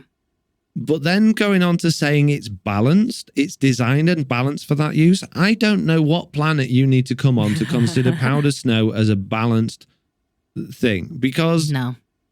maybe you could make a mob farm that only needed 4 blocks of powdered snow. I don't know how you would do that, but maybe you could. The way I think most people will be considering using it at the moment will be to replace things like trapdoors or coral fans or buttons on their mob farms, which means you're probably going to need several thousand, which means you're going to need either several thousand cauldrons on top of a mountain, which means you're going to need several million iron, or a very, very long time. Powdered snow is not easy to gather because you have to gather it in buckets and it doesn't stack. Which costs a lot of iron and a lot of inventory space, and it means there's a lot of walking back and forwards to wherever the powder snow is, or you put cauldrons down somewhere high up and you then go and harvest those with buckets.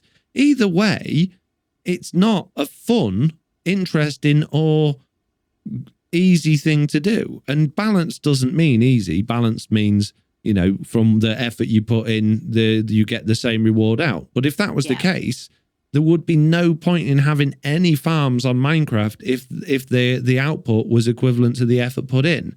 The whole point of a farm on Minecraft is you put a reasonable amount of effort in and you get a lot more out continually. I don't think that's balanced at all. I don't think so either. It seems like I don't even want to say it's stifling creativity because I've said that a lot in this podcast so far, but it very much feels like they're trying to put people in a box and they don't want people deviating from this box. And that just doesn't work. One, they don't, sorry, but they don't do that to Java players. Like there's all of this out there that they can just do forever. And it's all like, okay, it's fine. They've been at this forever, whatever, let them do what they want. And then all of a sudden it's like, okay, well, we now have these parameters that we're not allowed to go outside of. And all that's going to do is make people not want to play. I mean, at least technical players for one, but even non-technical players like me, that just sounds like a headache. That just sounds like they're not only taking away something that isn't hurting anybody. One, what harm does it do to let mobs think that a coral fan is a full block? Like honestly, what does that change so much in the game that it is worth making, one, a whole lot of people mad, but two, putting all this time and effort into? Like, why is that where you all of a sudden are so angry? Like, you guys are doing this game how I don't think you should, and it's annoying, so I'm gonna make it stop. Why? Like, what is the purpose of that? That really does seem to be it's how it comes across, whether or not that's their intent, but that really is how it comes across is, hey, what do you mean you're cheating? No, we're not. We're just enjoying playing Minecraft. Look, there's a million ways to play it. Let us just play it. No, like you say, nobody's getting hurt by some people using coral. There's a million ways to duplicate things in Minecraft Bedrock Edition that they haven't addressed. Yeah, get rid of those, like actual duplication glitches and bugs. But when we're using a block in the game for a purpose in order to, I don't know, it's so ridiculous. I don't understand. Or maybe, okay, coral fans shouldn't work in that way. Fine, it's a coral fan, but give us something that does that's not powdered snow. Yeah. That doesn't make sense. Why powdered snow? It's such a stupid block. It doesn't work. And the reason it doesn't work, I'm not just nitpicking here. The reason it doesn't work is because on Bedrock Edition, but on hard mode, which is what we all play on servers, so we get a reasonable number of mobs spawning because mob spawning is limited by the density cap and just the speed of it. Mobs will spawn wearing leather boots. Yep. Which means they ain't going to fall down powdered snow. So not only will powdered snow for the non-leather boot wearing mobs be slow anyway, or it's slowing down our already incredibly slow Bedrock Edition farms, you get 2 or 3 mobs wearing leather boots. That's your mobs farms packed in. It's not working anymore. So then you got a bunch of people AFKing at mob farms that are going to be bigger now because they're going to need to be in order to have more mobs spawning that are just full of mobs wearing leather boots, just causing lag. So all of these things that they're doing, these changes they're making, are actually making Minecraft more laggy. I saw, I think it was in my Discord, someone said the other day, you know, all of these changes they're making, like this XP thing that they're doing, is just taking away our ability to do things in a lag-free. I think it was Groover Guy actually, in a lag-free way. You know, the furnace glitch with the infinite XP. Yes, it's a bug, and yes, we're effectively duplicating XP. But now everybody's got those in their bases. And nobody's got massive laggy XP farms, which means servers are running better, which means the communities are bigger, which means, you know, it's bringing more people together in a positive way. Now, I'm not saying we should keep furnaces glitchy XP, but maybe the developers should spend more time focusing on how we can create these farms in a not laggy way than going, I don't like the way you're doing that, so I'm going to give you a stupid block to do it with. So, yeah.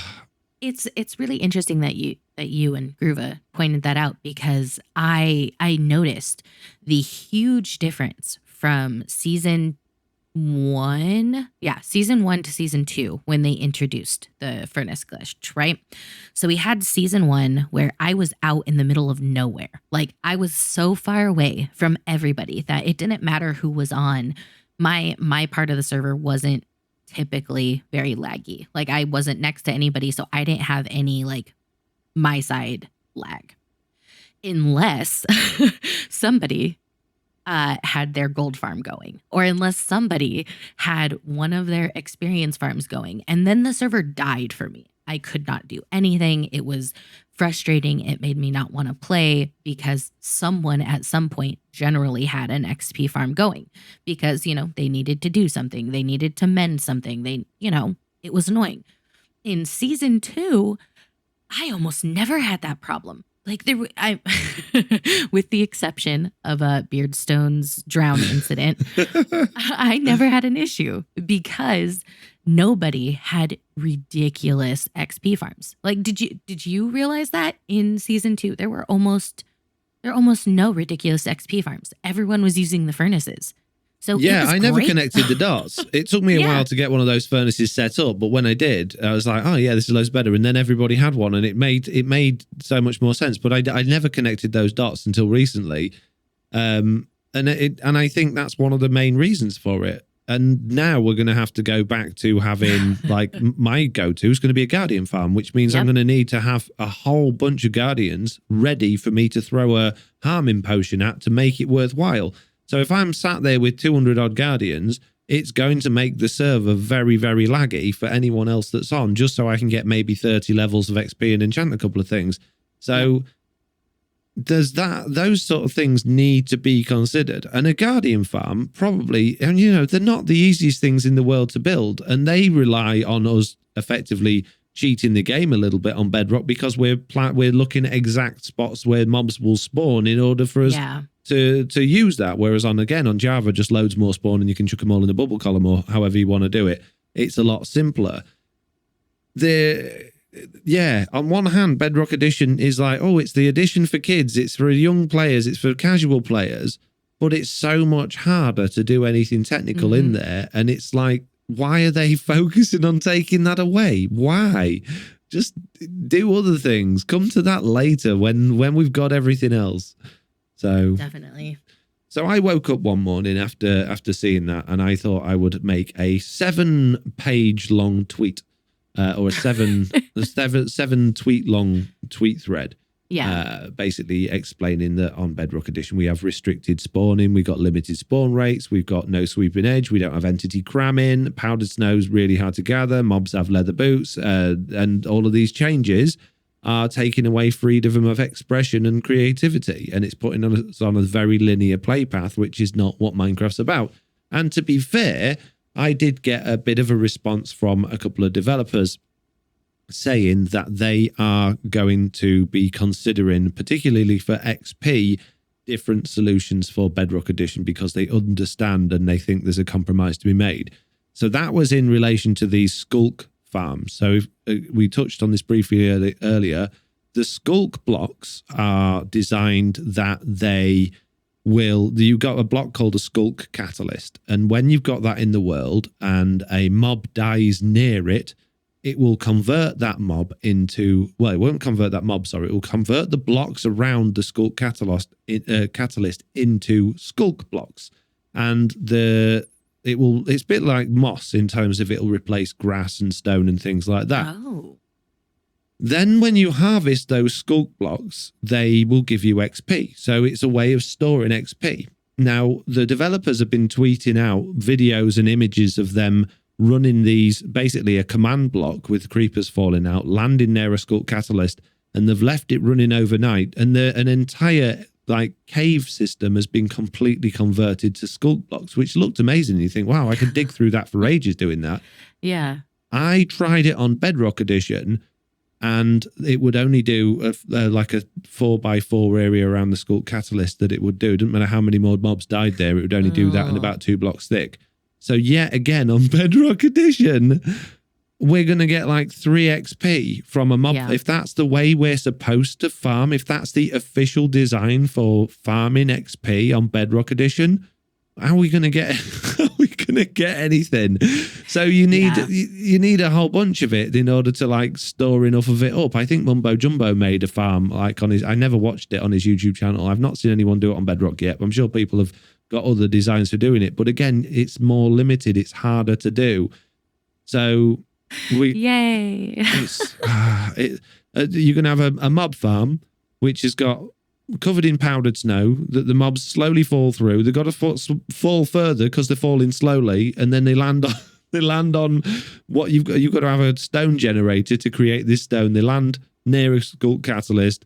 You can only have 3 mobs die before it's done, and then you've got to break it all away. It's just, where's the fun in that? There's no automation in that at all.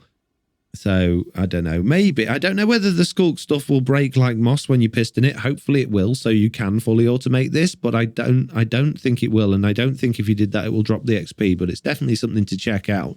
I'm hoping that will be some significant changes on that in Bedrock Edition before release, but right now it don't work very well. Yeah, I think that's another one of those things where just have to have cautious optimism. Just hope that it gets fixed and that maybe it's more balanced for us. But yeah, the way things are now, I feel like they think things are going to work better on Bedrock than they do. They're just like, no, this is going to be great. And then the community is like, no, no, they don't. And they're like, well, why shouldn't they? It should. Looking at the code, it should work fine. And we're like, well, okay, should and do 2 different things. I think there's just a case that they don't. Obviously, let's say you get a job at Mojang and you're going there as a Java developer. Mm-hmm. You've never played Bedrock before because you've done stuff for Java before and you've played Java Edition. You are only going to assume that they're the same. You don't know unless you played it.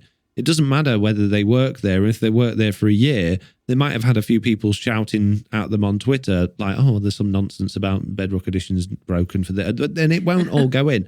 It's only going to go in if you play it every day like we do. And we're trying to do these things, which is why I reached out on Twitter and was like, look, if you need somebody to sit down and talk to, I mean, I'm probably not the perfect person to do it, but I'm more than happy to do that so that we can get on an even ground with the developers and explain to them, this is why it won't work on Bedrock Edition and this is why we need different options. Because I genuinely do believe, not all of them, but the majority of them that are developing these systems don't understand the limitations for Bedrock Edition or aren't aware of them, maybe. Not don't understand, but aren't aware.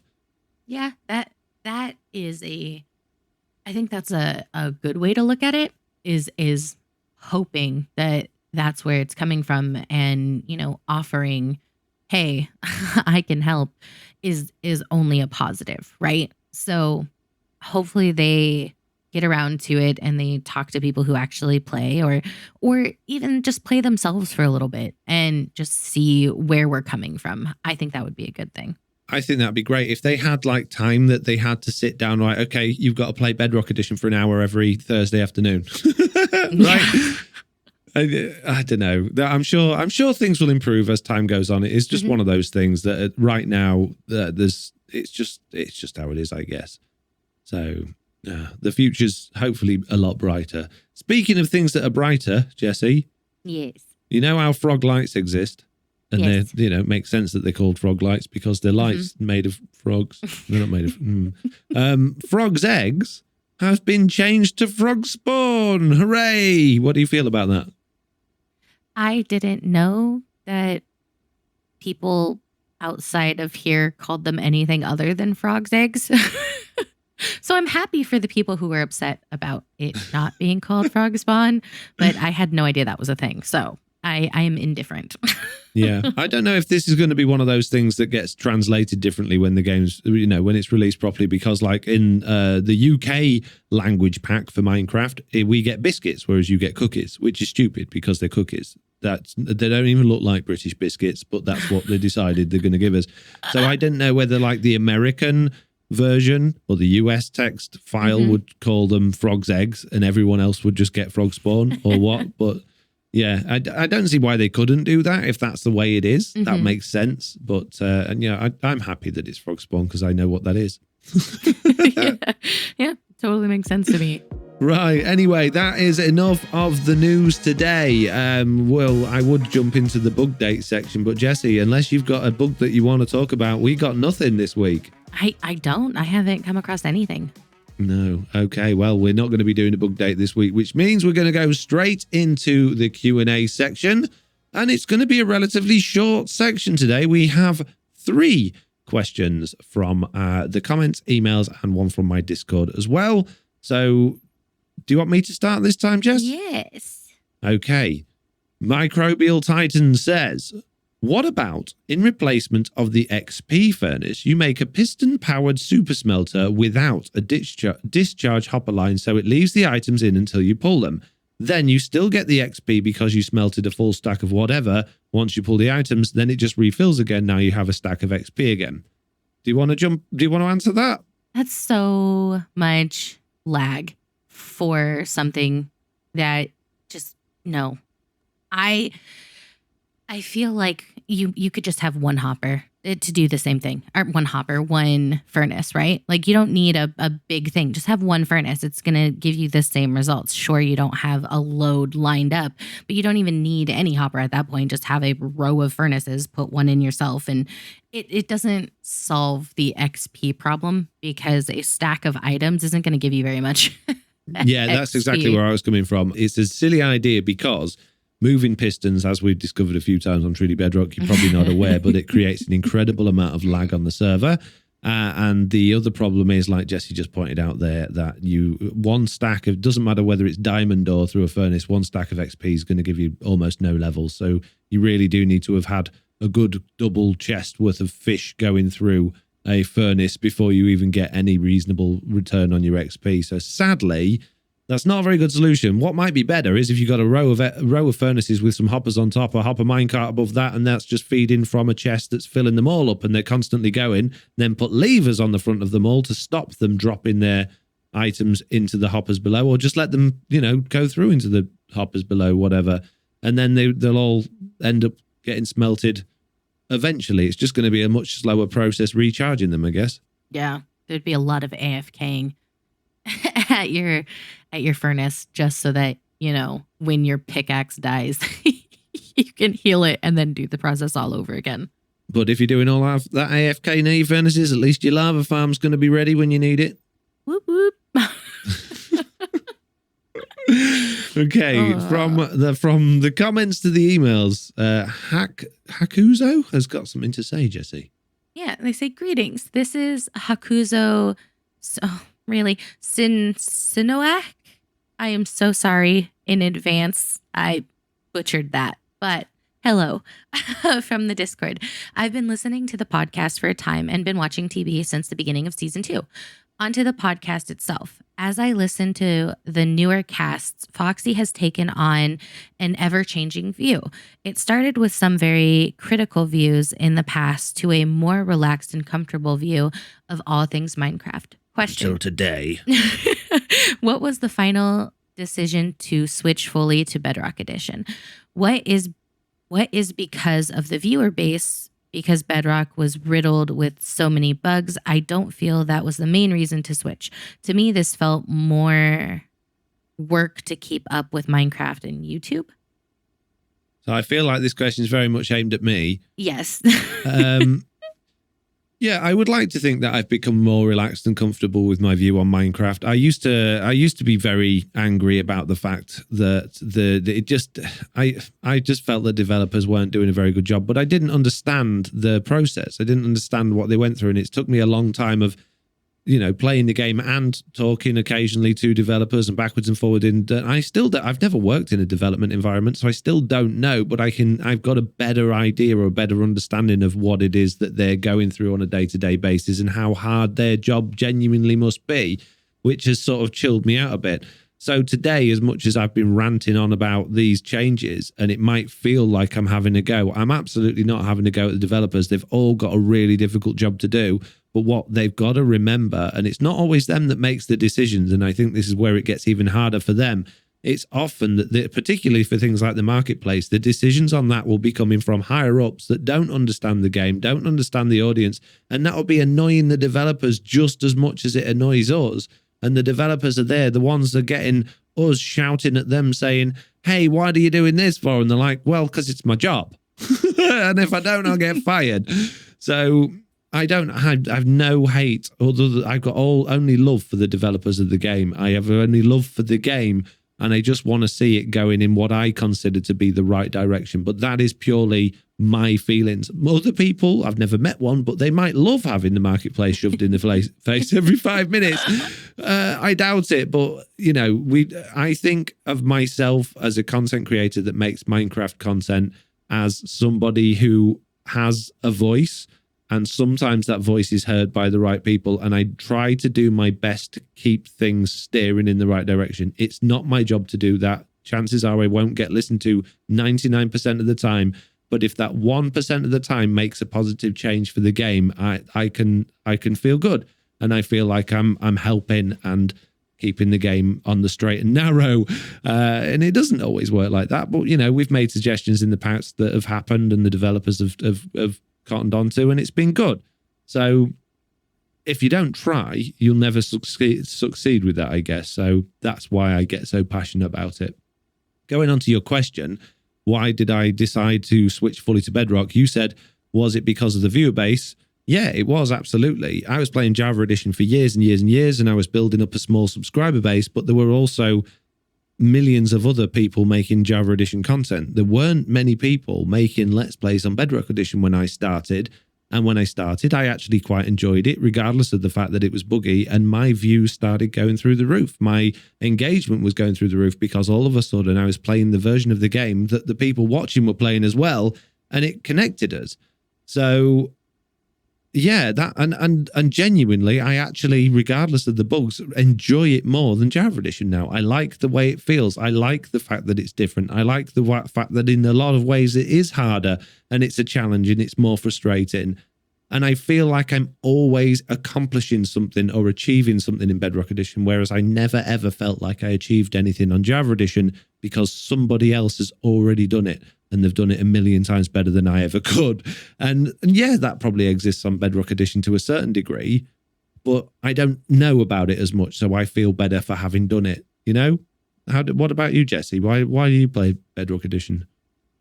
The same reason. I found that whenever I would play Java, I mean, as bad as it sounds, I always got compared to someone, right? Like even now being on Bedrock, I still get compared to Java people, but I never get compared to anyone on Bedrock. And that feels nice. It feels really nice having my own community, having our own community on TB, and just being okay with being just that. I don't hear all the time, oh, you should do this and this and this because this Java player does this, or the biggest comparison I ever get is, oh, you like terraforming, do you like Scar? Or oh, you should do this like this person. And I'm like, okay, like that's not that big of a deal. And so it's just really nice having our own little world, because even now that, you know, Bedrock is more popular and there are more Bedrock content creators, there's not this huge community. There's not this huge pool of people that we're getting compared against, or even that we're in competition with. It just feels really nice to have our own space, I guess. So that's why I'm here. And it's nice to be in early as well. It's nice to be, when more people do come to Bedrock content. There are a lot of Bedrock content creators now. There's a big technical Bedrock player base and content creator base as well. But it feels like we were in early, so that feels good. Even though why you've made so-and-so's farm. No, I came up with this idea. Well, they've done the same thing. Well, that's fine. That's okay. Or why don't you make so-and-so's farm that's, also a Bedrock creator? That's fine. I'm used to that. I don't mind that at all anymore. It used to bug me a little bit because I've always tried to make an effort to be unique and do things my own way. But I still feel okay because I'm not like coming along and trying to, stand on other people's feet. I was here. I wasn't here first, but I was here first. You know what I mean? Yeah. I wasn't the first one through the door, but I was early. So, yeah. Right. Okay. Last question then from Balrog on my Discord says, what did they...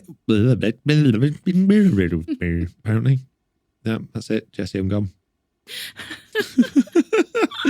What if they solidified trident killers for a farming method and allowed looting 3 to be applied to tridents directly? You could spend some time in a given mob type farm with a trident killer and repair your stuff without sacrificing farm efficiency. But then we have the underlying bugs that we would like to get fixed, disappearing entities, chunk border issues. I got a little bit confused towards the end of that, to be honest with you, Mr. Balrog, but I like the idea that we could add looting 3 to a trident. And I also think, if we're being fair, that tridents in trident killers should take durability damage. So I think that they would need mending. I think that they would need unbreaking 3 and looting 3. And I think that every, few hours or so, we should check them and make sure that they haven't broken. Maybe they could even get mended while not being held by the player by the XP that they're getting from the farm. That could be a cool thing to do. But I definitely think that looting 3 on tridents just because you're holding the lute and the sword is a bug and should be squashed. So being able to add looting 3 to a trident is definitely, I think that would be amazing. Yeah. That would be one thing that I think might make up for not being able to have an offhand. Because if you could have looting 3 and just like hold your pickaxe, that might be a little bit nicer. I wouldn't be as annoyed. Yeah. So I can't see a problem with that. But I think you're right. In order to balance that, you really would need the tridents to take durability. And I think that's a totally fair, what is the word I'm looking for? A fair trade-off. Yeah. Trade-off. Yeah. Compromise. Yeah. Yeah. I think if we're making steps towards, less cheaty XP and stuff like that, I think that's a reasonable compromise. I think that's something as a player base we could stomach. Okay, our cheaty trident killers are going to take durability damage. They're going to break. We're going to need to go and get more tridents. That's fine. We can handle that. We can make a trident farm. I think that's the sort of route we should be going down rather than just going, no, you can't have anything. Mm-hmm. Powdered snow or nothing, mate. Agreed. Right, unfortunately, that is the end of today's questions. If you'd like to ask us a question or if you'd like to send any feedback, then you can send an email to theminecraftupdatepod@gmail.com, or you can leave a message on my Discord, or you can leave a message in the comments below if you're watching this on YouTube. Sadly, that is the end of today's live stream, I was going to say then, podcast. Speaking of live streaming, I'm going to be streaming as usual. I'll be streaming next week on Monday morning GMT on YouTube, and Tuesday and Thursday at 7 p.m. over on twitch.tv/FoxyNoTail. I've no idea what Slack's going to be doing at the moment because he's still getting better. And Jenny, what about you? What are you going to be doing? I'm going to be skipping all of your live streams for the foreseeable future for calling me Jenny. And also... I'll be streaming, I think, starting next week, back up at my Tuesday, Thursday schedule at really late at night, 9 p.m. PST. And I should have videos on Monday and Friday next week as well. Amazing. Well, hopefully, we'll see you all there. Thank you very much for listening to today's podcast. See you all in the next one. Goodbye.